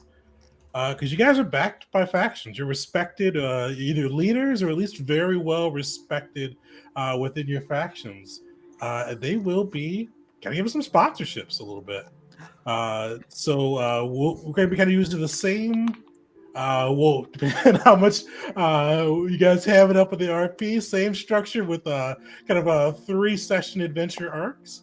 But in between adventures, you guys will get a chance to earn, or you're not even a chance. Your faction will pay out some credits to you. Now, this is based off of kind of your faction's financial standing a little bit too. So some get a little bit more, some get a little bit less. So there's no surprise Zerka gets the most. But along with that too, you guys get access to premium consumables. So I'm going to throw it in here too. I'm still tweaking a little bit, so it may change before session 1. But let me throw it into our chat so you guys can see what you get. But each of these are you get per adventure some premium consumables that you could roll either a D4 or D6 from your faction's type of consumables and get those for that adventure. So we'll pick on the Mandos, like explosives, ammunitions, or we could choose barriers on that side too. So you get some more kind of what was those Inferno Eclipse that he was using. But these are all premium level too. Whoa. So how does that work? Premium ammunition. Is there more of it? Does it burn harder? Well, I looked at the premium ammunition, so you actually get a +1 to hit, and it burns a little hotter. Damn, Tegan, it's not my birthday. You're too nice. Each of the factions has something that kind of aligns with them, kind of with their theme a little bit. So the Mandalorians, guns, armor, and explosives are kind of what they're known for. The Hutts, you get ammunition as well. They're gun runners, but spice too. I don't know if Val has a spice. Like Talos has a little bit of a spice tooth, but you get access to that. Zerka, technology, just kind of each of them has like a different piece on that side where you can enroll. And one thing I'll say for balance wise too, those who Zerka who got a little bit more credits does get a little bit less on the kind of the materials or the consumables that they can get to balance it out a bit. So like the Jedi, unfortunately they have the lowest credits one on that side, but you get 1d6 med packs as well as barriers too that you can whip out. So you don't have to choose; you get both, and hopefully roll well for both. I really like that. Nice. Look, I wanted to have a system where it showed that your faction kind of is backing you, and I always forget to have loot for consumables. So this way, you guys get some consumables that meets what your faction is. But there'll also be some new faction rules too, because basically, as I mentioned, we're gonna have like a 3-session arc for hopefully the missions. They'll probably take longer. We found that's usually the case. But with those, before you embark on a mission, except for the first one, each of the factions will be doing something. And for these rules, like I was playing around like a lot of different like game rules. Shout out to Stars Without Numbers. They're our game of the month, and I almost used their rules. But then I realized they're really cool, but they're assisting onto themselves. I'm like, I don't want to explain this. I've utilized a little bit of like the dice pool system from Die and some other things too. So I'm going to post this one most likely later this week. But each of the factions will have a 1 through 10 rating. So like, let's pick on the Yuzon Vol. Right now they're at a 9. So they'd have 9 D10s. And basically whatever action they're taking between whatever the adventure you guys are doing, whether they're attacking and trying to take a planet, attacking a fleet, trying to infiltrate something, they would take that kind of faction action, and then they'd roll 9 D10s, with anything over a 6 being a 6 or over being a success. And don't worry, guys, I'm gonna throw this all in the chat too, so you have it to kind of go back on. But yeah, so they'll be able to go that, and depending on the difficulty of what they're doing, they'll either get a success or a failure. Because the difficulty rating will be kind of as many successes as they need to get with 6 or above. So pretty similar to how kind of Die and some of the other pool systems do it. So that's going to be kind of how we handle the factions. But your guys' Like a faction, mini skill challenge almost. kind of like a skill challenge a little bit, but it'll be just one roll on that side for the faction, kind of whatever they're going up against. And if they're going up against another faction, they kind of do a roll off based on that and see who gets more successes. And that's kind of how we'll be handling the factions. And each faction will almost always have something they're doing for that time. And you guys will be getting downtime because this will be moving a little bit slower time-wise in the universe than Invasion did. Invasion was kind of a pretty packed 6-month period. This there'll be kind of like weeks of downtime typically between each adventure, where you guys can kind of decide if you want to do your own thing or support your faction, which could even bump your faction's power up, which can give you the more resources and cool things you can do too. That's really cool. Yeah. So I'm gonna post the rules. I still need to. I meant to do this afternoon, but then I got like into a tangent on Wikipedia, and I need to go through and kind of map out each of the factions' kind of overall ratings. Those should be up before session 1. But I'll post the rules for how we're handling that in the chat a little bit later this afternoon or tonight. But I know that's probably high level. You want to probably read it first. But does anybody have any questions or any thoughts on that one?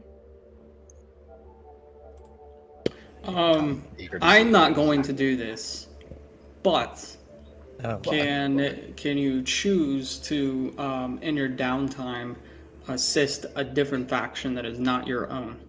100%. Oh, and one thing I forgot to mention too. So a little bit of a spoiler, but you guys will most likely be your own faction as well. So still with ties to the kind of core factions, but you could spend your downtime helping your faction, another person's faction. Maybe Malachi wants to build some bridges with the Jedi. And you can Absolutely not. But yeah, you could spend your downtime helping your faction, doing something for yourself, like researching or do whatever you want to do, or helping kind of the new, the new faction that springs up with your group. Because one of the things I think I mentioned this not online but before when we wrap up Invasion, it's gonna be a little bit like kind of like Mass Effect 3. There'll be different, like when missions you'll kind of see what assets and what kind of the strategic stake is for it, and you guys get to pick which missions you want to pursue with bonuses, opportunity costs, and all the likes. With this one, I'm really kind of going for like a living, breathing galaxy with everybody kind of doing their own thing while this is going on. So hopefully the mechanics will help support that. Yeah. Shout out those Star Wars Without Numbers had a really cool one, but it was just one of those things. I'm like, this is more work than I want to put in. I'm like, this would be. I was getting between using that and Blades in the Dark's more narrative style, but I'm like, I wanted dice and some mechanics behind it. So this is kind of the neutral ground we came to with it. Yeah, it doesn't help that factions aren't really built up in Star Wars 5e that much. There's a few, but not all of them. You have to create like 3 or 4 more to. The system that, because I built a couple of those, but the system wasn't what I was envisioning for this. So I was like, that's adding complexity, but not adding the right kind of complexity I was looking for. So that's kind of what this little hodgepodge system. But I think it should work well. But this one will be one out. Cards on the table, I may tweak as we go if it's not kind of working the way we expect it to. But I think it's pretty straightforward and hopefully should roll what we expect. So we'll play around with it. All right. I mean, hey, maybe it becomes the new rules for it because why not? Let's see. Let's feel it out, man. Yeah. Oh, and with the factions too, so there's like 4 categories. I'm basing them off of what would be like the overall 1 through 10 rating. So military might, or kind of for those like kind of the smaller factions, kind of their ability to apply force. So like it doesn't have to be like the coming in with the Republic's full armada. Maybe the Jedi can strike a target that's behind enemy lines using their prowess. So it's not going to be kind of pure army numbers there. Intelligence gathering resources, overall like funds and materials and resources, and then just kind of tactical position. So I don't know if I'll share it behind the scenes every time for that, but sometimes I'll share that if it like makes sense to the narrative. But those are coming. But I think that's everything new that I'm doing. It is sweet. So yeah, let's resolve downtime. So you guys each have 4 weeks of wait, downtime. I ahead. actually have a question because this might come into play. So I noticed in the character creation thing, it said any race is available. In case one of our characters die or C4, is Hut an available race or is that still banned? 9. Still bad because I can't imagine a Hut climbing a ladder. What if he had a jetpack?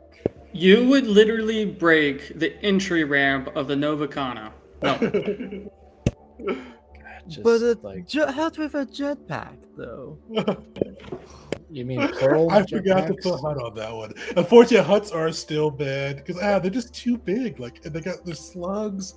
Like there's just so much weird things with them. Like but unfortunately, no Huts. Everybody else is playable. I don't think there's anything else. Oh, Huts and Chiss, I should say. Spoilers: the Chiss will show up sometime, but yeah, they're going to be completely alien. And then they're available? Maybe after they show up, yeah. Okay, cool. Second part of that question. I know this one's a very big long shot because we've touched on it before and there's no actual written race for it. Is the Yuzong Vong a playable race? No, because there's no good way to do their force immunity. Because it's either like ridiculously powerful or just doesn't fit the fiction. What about the shot? Doesn't that have a pretty good force immunity? Oh, I don't know how they have it set up in the system. I haven't read that one in a while. I don't think that they have force immunity. I think they have resistance. And you could, even if you, well, no, they don't have immunity to force. Force contention. Advantage on strength and con saves against force powers. Yeah. Yeah, there's no species that has immunity. Yeah. I have a mechanics question. Should I change topic a little bit here? The hooked vibro blade. I think I looked it up. I thought it was listed as a pole arm as the specialty type because they do have the weapon focus. I think but I'm just kind of curious, like kind of what your thoughts are in that. I initially thought it would either be like a trip weapon or a blade weapon. I don't know. I don't mind going with polearm. That just kind of seems odd to me. Yeah, if you want to go for blade weapon, go for blade weapon with it. Okay. Because I don't think it'd be a trip weapon because I don't think it has a trip property to it. Let me check. So I can help you trip. Hey, what's a hook? Let me pull up the thing real quick. When I hear a hooked blade, I think of the bill hook. Trip weapon. It has like the disarm property. What? Yeah, because I think there's a trip weapon focus or not weapon focus, but like weapon trait, right? Oh, I didn't think so. There might be. Oh, maybe not. Okay.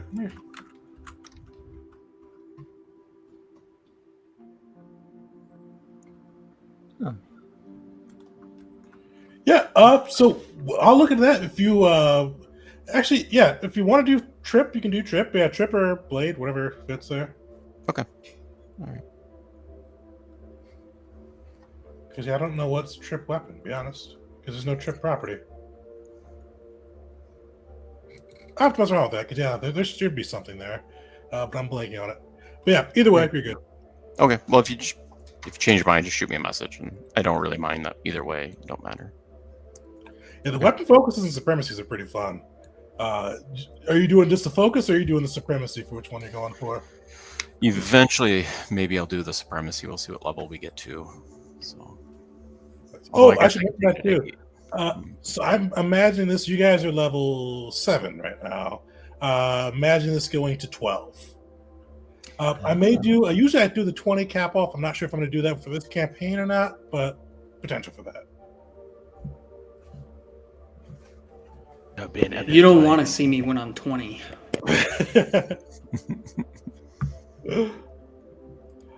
Sweet. So last thing we'll do is we'll do downtime. We'll wrap it up.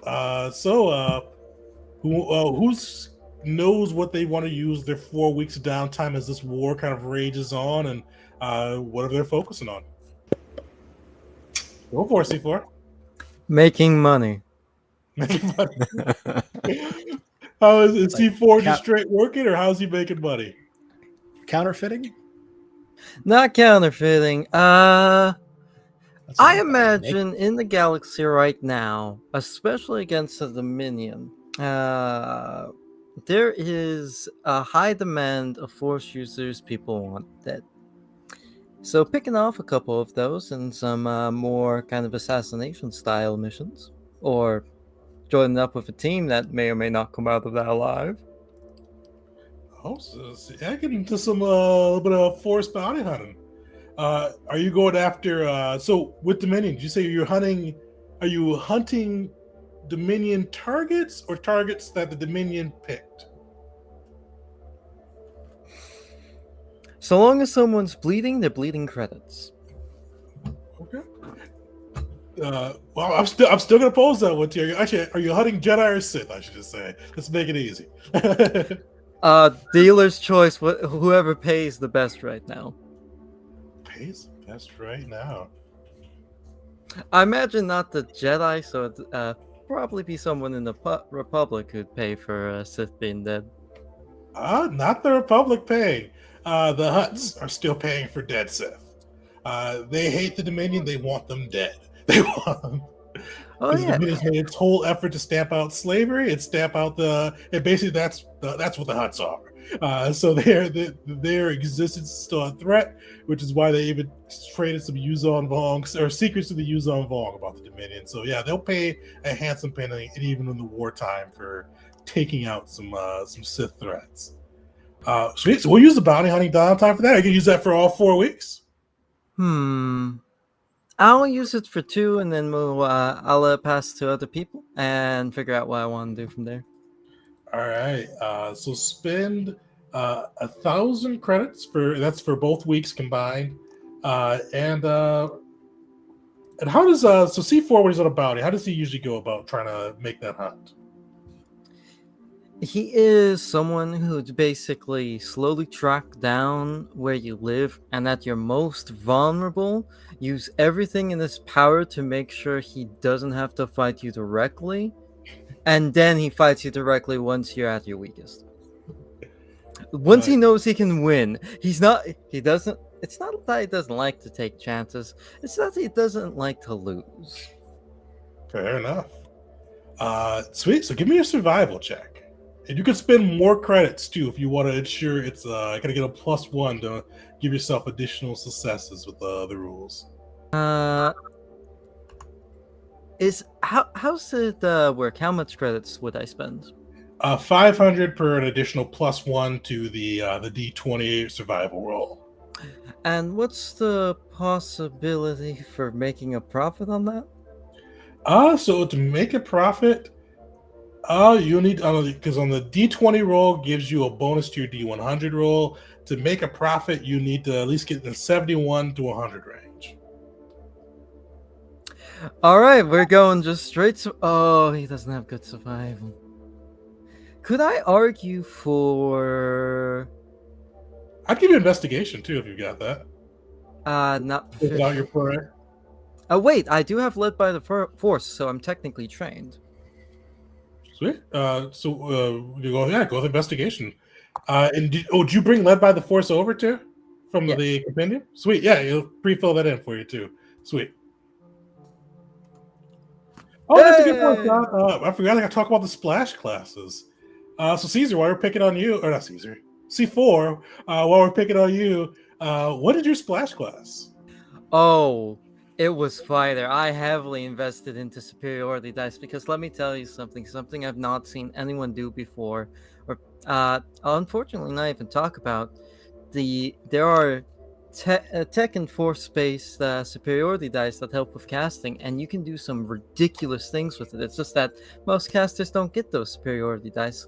Sentinel can, from its ideal the fighter, bonus action to get the mastery, and then the fighter splash class on top of that. That's a lot of superiority dice where you can cast as bonus action or take a first level spell and turn it into a third. Nice. Sonic can get some work out of that.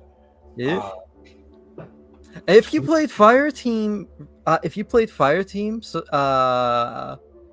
specialist fighter and took force powers for each of your thingamabobs, each of your ability scores, you could technically help upcast your allies' force powers.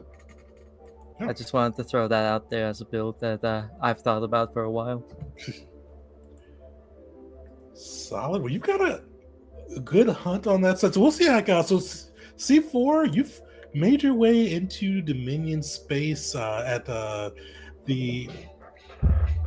shadowy commands of the Huts. They didn't meet with you in person, but you know what's coming. Hut money coming over your way, and hunting out one of the kind of the Sith warriors who had been attacking Hut space prior to the Yuzon Vong, Lord Cesrin.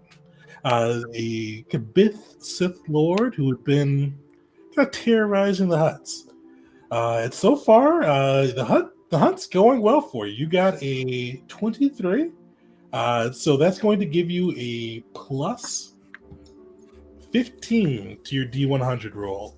Does C4 have any tips or tricks or kind of rituals he has for hunting force users? Tips or tricks? He is very specialized towards it. He doesn't really if he sees a force user, he's not gonna shoot blaster bolts at them. He's definitely trying to figure out whatever weaknesses they have, whatever connections they got, but overall he's more so as a quote-unquote witch roll thinking, what can I take from this guy after I kill him? What can I add to my collection? Lightsaber? Maybe. If it's a Bith, maybe he's got a musical instrument. All right, give me a D100 roll. All right. Plus 15. D100. Here we go. And now we add the plus 15.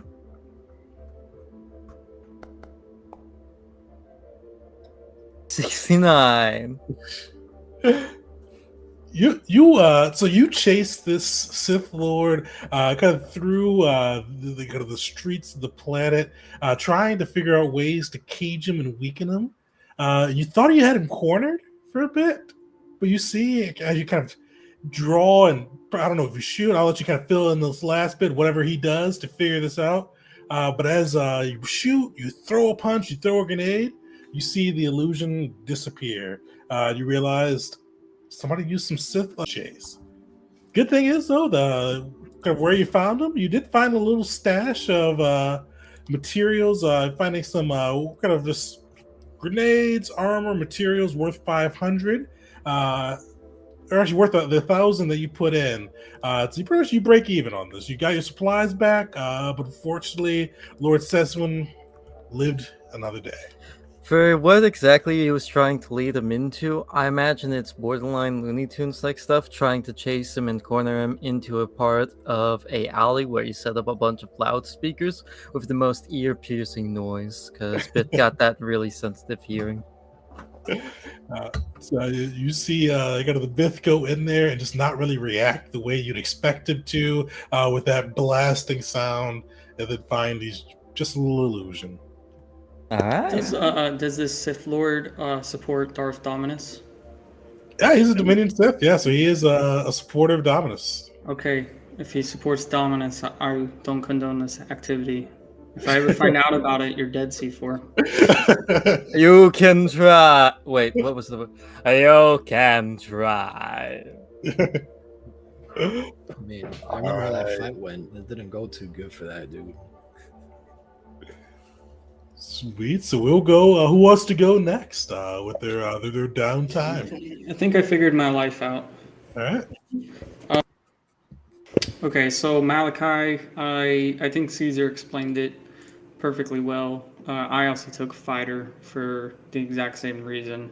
Nice. And then our fighting style, I took superiority style. So I have some nice maneuvers. One with the force, and then three uses of short round, which will come in very handy. So for my downtime, I was wondering if, because my stats are pretty weak, all things considered, would I be able to flavor mercenary contracting into simply just doing work for the Dominion? Oh yeah. Okay. So yeah, you could just kind of fighting for the war effort. Yeah.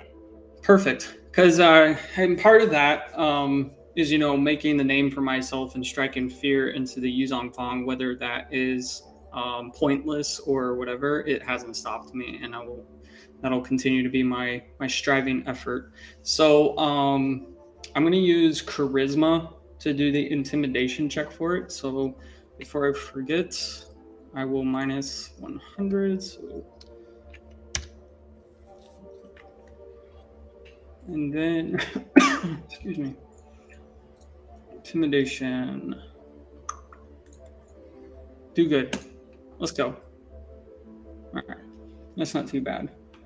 So it's a plus 10 to the D100. Plus 10. So yeah. So what is so how is Malachi going about kind of building this rep for himself? As far as time, this is pre going to the meeting and everything that's occurring. Okay, so I would be. We'll just say I'm recovering, and as soon as I hit that minimum clean bill of recovery, I'm immediately out, and I'm just like, hollow terminal calling up Darth Dominus, kneeling down. How may I serve, my lord? Like, put me in, coach. And I will go to the nearest frontline effort against whomever, whether it be the Vong, whether it be the Republic, whoever it'll be. Just I want to go there and I want to wreak havoc. Definitely. Yeah, so Damas wouldn't be your usual contact, but the Supreme Commander Barish would definitely, his apprentice, be willing to unleash you on kind of wherever those front lines are thickest. Definitely kind of throwing you at the wall, causing havoc, and just trying to slow down the press and kind of give them some breathing room. What's my relationship with Barish, by the way? Do I consider him like... I know administratively and in title, he outranks me, and I'll respect that.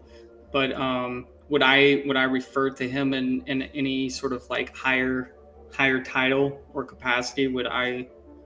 So he could either be his rank Supreme Commander or Lord. He's not really. He's not one that stands on from either. Both him and Dominus are to stand on formality. Dominus does make everybody call him Darth, though, just as a kind of a bow down type piece. But for Barish, doesn't really care. Okay, it'd be the same thing. So it's to him, and I'm kneeling, and my lord, and I show that respect. You see, kind of in Barish. I don't know if we've ever actually got to meet him, but he is a Kalish Sith Lord. So you see, he's got this pretty similar. He's got a mask as well, different than kind of Malachi's. His looks like it was created out of like made from bone, but you see this intricate black and gold kind of coloring, mirroring the Dominion's own kind of sigil on it. You see kind of a crate dragon breaking its chains, kind of tattooed on the front of this bone mask. You see him kind of nod and go, "The Vong have gone insolent. Bring them pain, bring them suffering. Show them that the dark side bows to no one." And he'll send you out. Give you a D100 roll.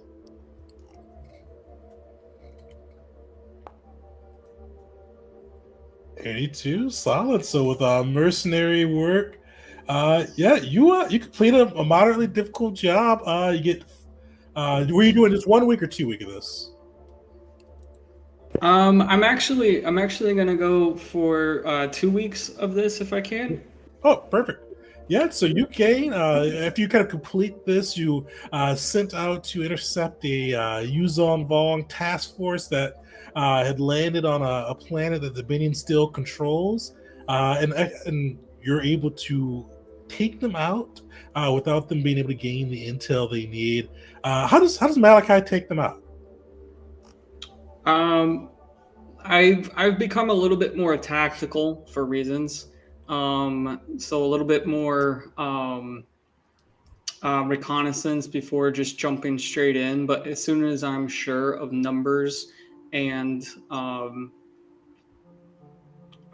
what we're up against, I go in and without spoiling too much, I just unleash everything that I've got. A walking virulent storm of just darkness and pain. And behind me, hopefully an overwhelming force of Dominion power. So maybe some other Sith that came along for the ride. So I can set the example, or maybe some Dominion soldiers, but we bring the pain and specifically leave a couple of them alive too, just so that I can torture them and for reasons. And hey, look, guys, there's a whole bunch going on here. But yeah, I aim to torture and I aim to make them feel the pain that they have wrought already. So with the Vong, how does torturing go for them? They like pain. Dangle like a phone in front of them. I hold the head of a droid and I just keep on pushing a button and it says, "Hello, how may I help you? Hello, my name is C4. Hello, how may I?" So successful mission, 1,000 credits richer. We'll wrap up there. Vars, Ty, or Val, who wants to go next? I got a question. You said that we had 4 weeks, or are we just doing 2 weeks? We got 4 weeks. We'll do 2 weeks for everybody online, and then we'll wrap up the other 2 weeks offline. Okay, cool, gotcha. I can go next. Please. So Ty's his clothing has probably been one of the few things he didn't really keep up on. He's got his nice little clandestine, scouting clothes and everything, but his overcoat has seen better days. It's not even enough to be a rag anymore. He's kind of just, it's like a safety blanket almost. So he's gonna try to look for a new set of Jedi robes, just going for the Padawan level, but just something simple and basic and nondescript, but still enough to give him, for the right person that notices it, they know who he is, but also for the wrong people too. Solid.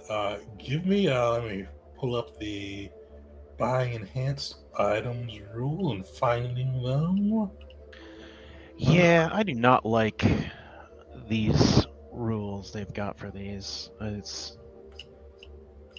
You don't ever get a bonus, and the only time that will ever really truly help you to reduce the cost of anything is if you're only going for a standard item, but that will cost you 10,000 credits, which is just absurd. It's one of those things that, like, this thing needs a revision. Massive. 10,000 credits to get 100 credits. Yeah, off. I mean, I was doing the math looking at it, and I'm like, well, I mean, but that's what we got, so. You get a +1 bonus for each week you spend looking for it too. Do you? Okay. Are you going for the full, or what are you thinking? Is it? Do you have to spend 1,000 credits for each week too? No, that's separate. Okay. And yeah, the full 2 weeks looking for it. It's a pretty important. If you wanted to, you could spend your full 4 weeks too. This is an option. Well, maybe he'll try his luck when new vendors show up at the station. I assume at this point he's just kind of skulking on the station, checking it out. There's all sorts of other contacts and things to do, and he was kind of just in the area, and it made sense. Definitely. So yeah, I'll go with finding that. Perfect. All right, give me a perception check. Give me a perception check or a wisdom save. Oh, well. You kind of reach out with the force, see if you can Same find thing. someone who can help make you some Jedi robes out here. Solid. 17 on that side. Hold on. Roll me one more. One more.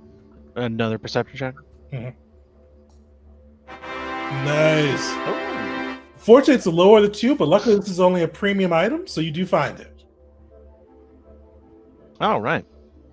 Sweet. Okay, now You find it.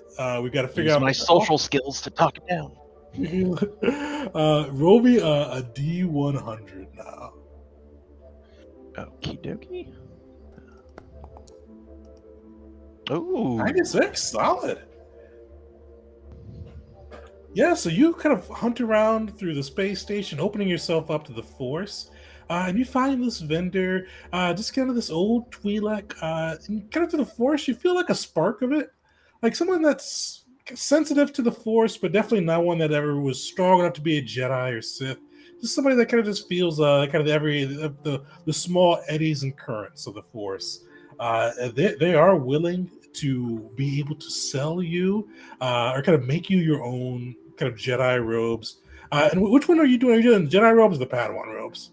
Padawan robes. Padawan robes? Those are premium, right? Yeah. Perfect. He's a knight, but he hasn't gotten the upgrade yet. The Jedi are a bit strapped for resources. They definitely are. All the material to the war effort, rationing it out. And I forgot to one of my other variant rules is for the pricing of items. So we're going to do some more rolls there. It's in the table rules as well. But this is a premium item. Roll me 2d8. Okay. Oh. Oof. All right. Times that by 750. So it's Just the 8. Just the 8. Just the 8. So it's 6,000 is the full thing. Yeah, I knew that. That's why. Did it cost anything to look for it? I think it costs 500 credits, but let me make sure. That's a nice. Actually, sorry, 1,000 credits. Oh, Okay, balls. thanks. Bye. Now I'll be like, well, you drive a hard bargain, sir. Here you go. Yeah. She goes through and makes just kind of this exquisite cloak for madam. you. How does that cloak look on you? Is it anything different than your old appearance? It looks a lot cleaner than the clothes he's got on. So it there's a very stark contrast. Like if you were to looking at him, you could very clearly tell like that guy looks like he's been homeless for quite a while, or just like they haven't gotten the proper like laundering that they need. He has, but the clothes are just kind of they're war torn and used. But it's the same kind of muted shade of brown that the Jedi always have, very nondescript, and it kind of still fits his kit. If you look at him, you wouldn't know him from any other person. You wouldn't exactly be able to tell he's a Jedi. But if you look we went brown. I wasn't sure if he's gonna go green for the green Jedi. Well, he does have some green, but he's kind of downplaying for now, downplaying the Jedi connection. Although I don't, would green actually be a more like would the Corellian Jedi be more renowned? Not more than the overall Jedi. Kind of in their sector, they were a little more recognized. I guess you would go with the less descript, the more nondescript one. Probably the So green I would be think- more green? nondescript. Yeah. Okay, well he'll go with the green. Yeah, because he's just trying to lay low, not really bring attention to himself, and like a muted like Viridian shade of green. No, nothing too bright or neon or anything like that, but it looks earthy, Nice. vibrant, full of life, but at the same time muted. Cost a pretty penny, but you were able to get some nice robes. Save my ass from for getting singed. Yeah, that's I gotta get rid of some stuff that I bought earlier. So I have enough. I knew this could happen, so it wasn't entirely, unexpected. I was just like, oh, I really want to pocket scramble my comm link. But we'll deal with that later. Vars or Val? What are you guys thinking?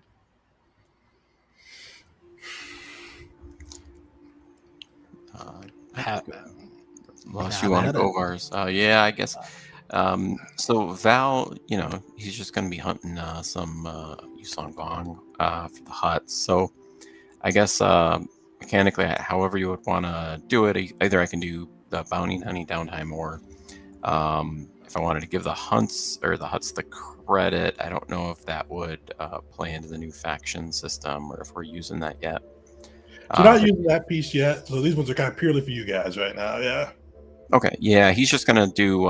He's gonna try to hunt some Yusong Bong. So I assume that would be bounty hunting.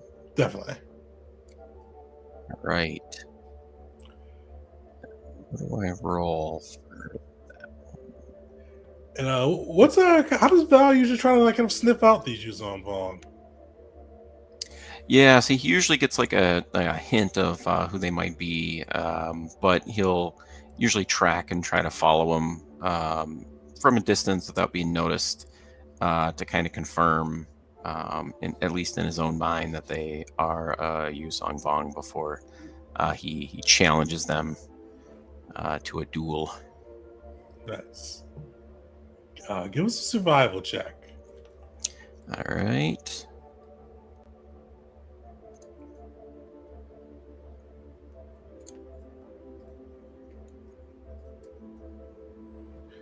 All right, great start so far. Little rough start so far. So yeah, you kind of go through kind of a planet near the hut borders and kind of sniffing around, just having trouble finding kind of the reports of whoever this undercover Vong is.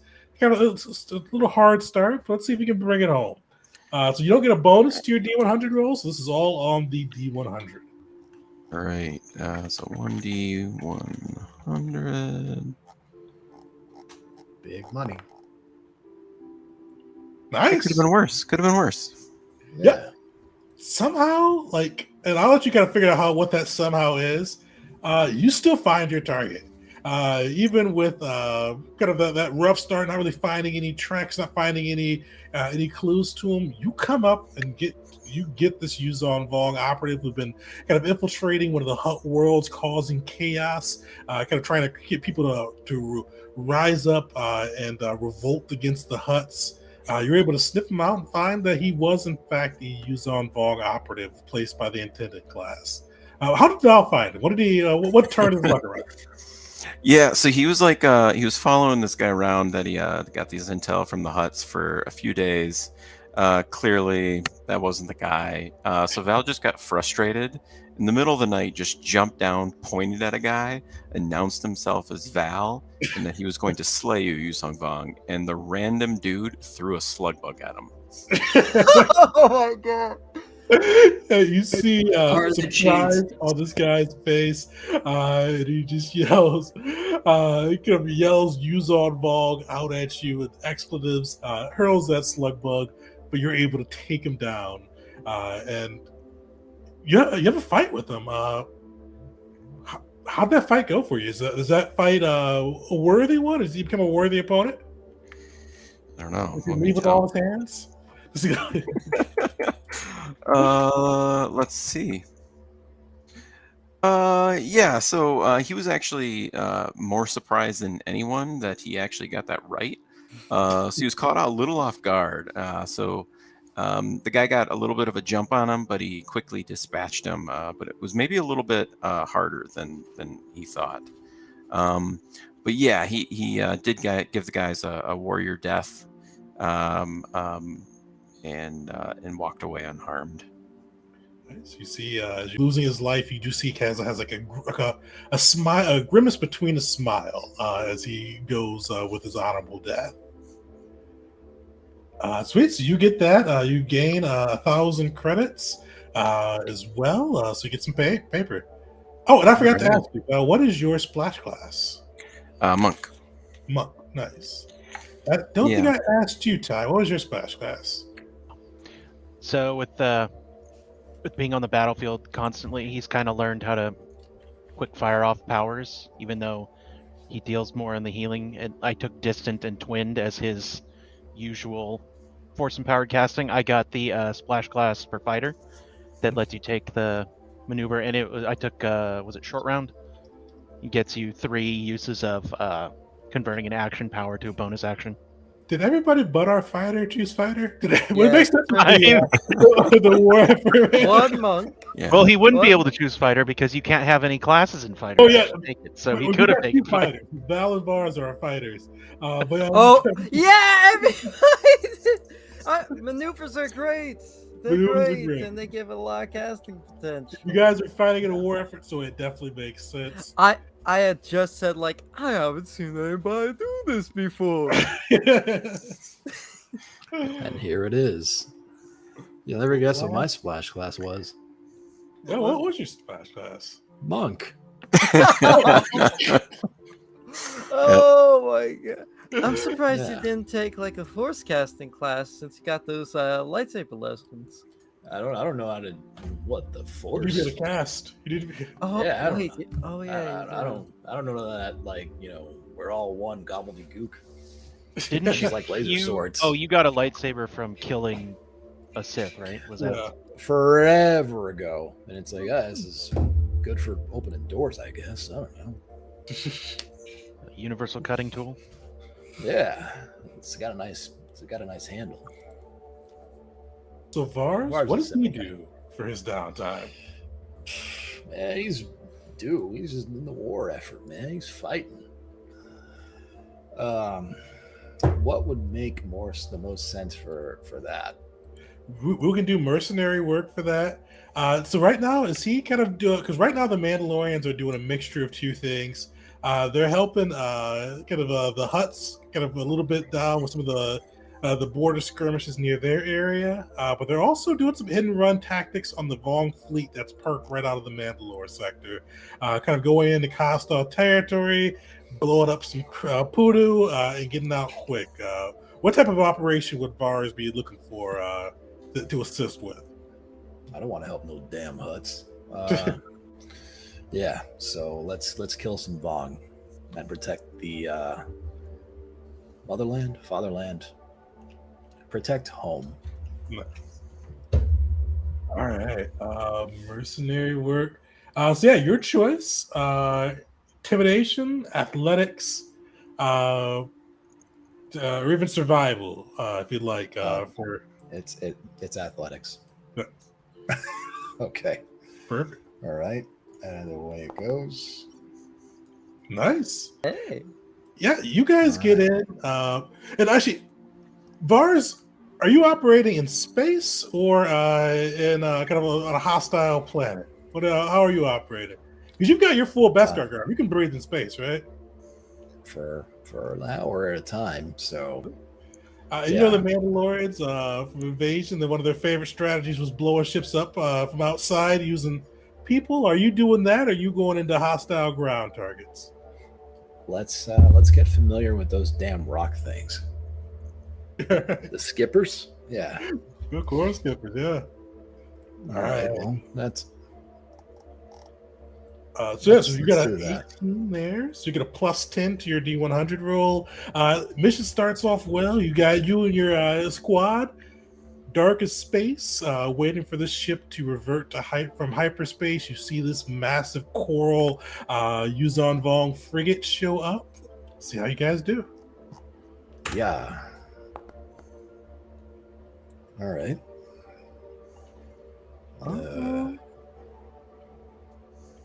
I definitely. So you complete the job. You damage a good chunk of this frigate. You guys take out a lot of its magma splitters, damage some of its Dovin basal propulsion systems. You guys make it a wreck. And kind of the way it's like, because they use living tech. The way it does make its way to hyperspace, but it looks like it's limping, bleeding, and Vars, it's a ship, but you big guess it's probably not going to survive those wounds as it makes its journey back. Feels good. Real good. If you Let's say were- I wanted to do that. Oh, go ahead. I was going to say, let's say I wanted to give that a go for 3 out of my 4 weeks. Oh, sweet. Yeah, so you get 750 credits with that. 750? Yeah. Is it? I'm looking at the contracting stuff here. Isn't it 1,500? For the 78? You got 78, right? Yeah, I did. Oh, no, yeah. So, yeah, sorry. Yeah.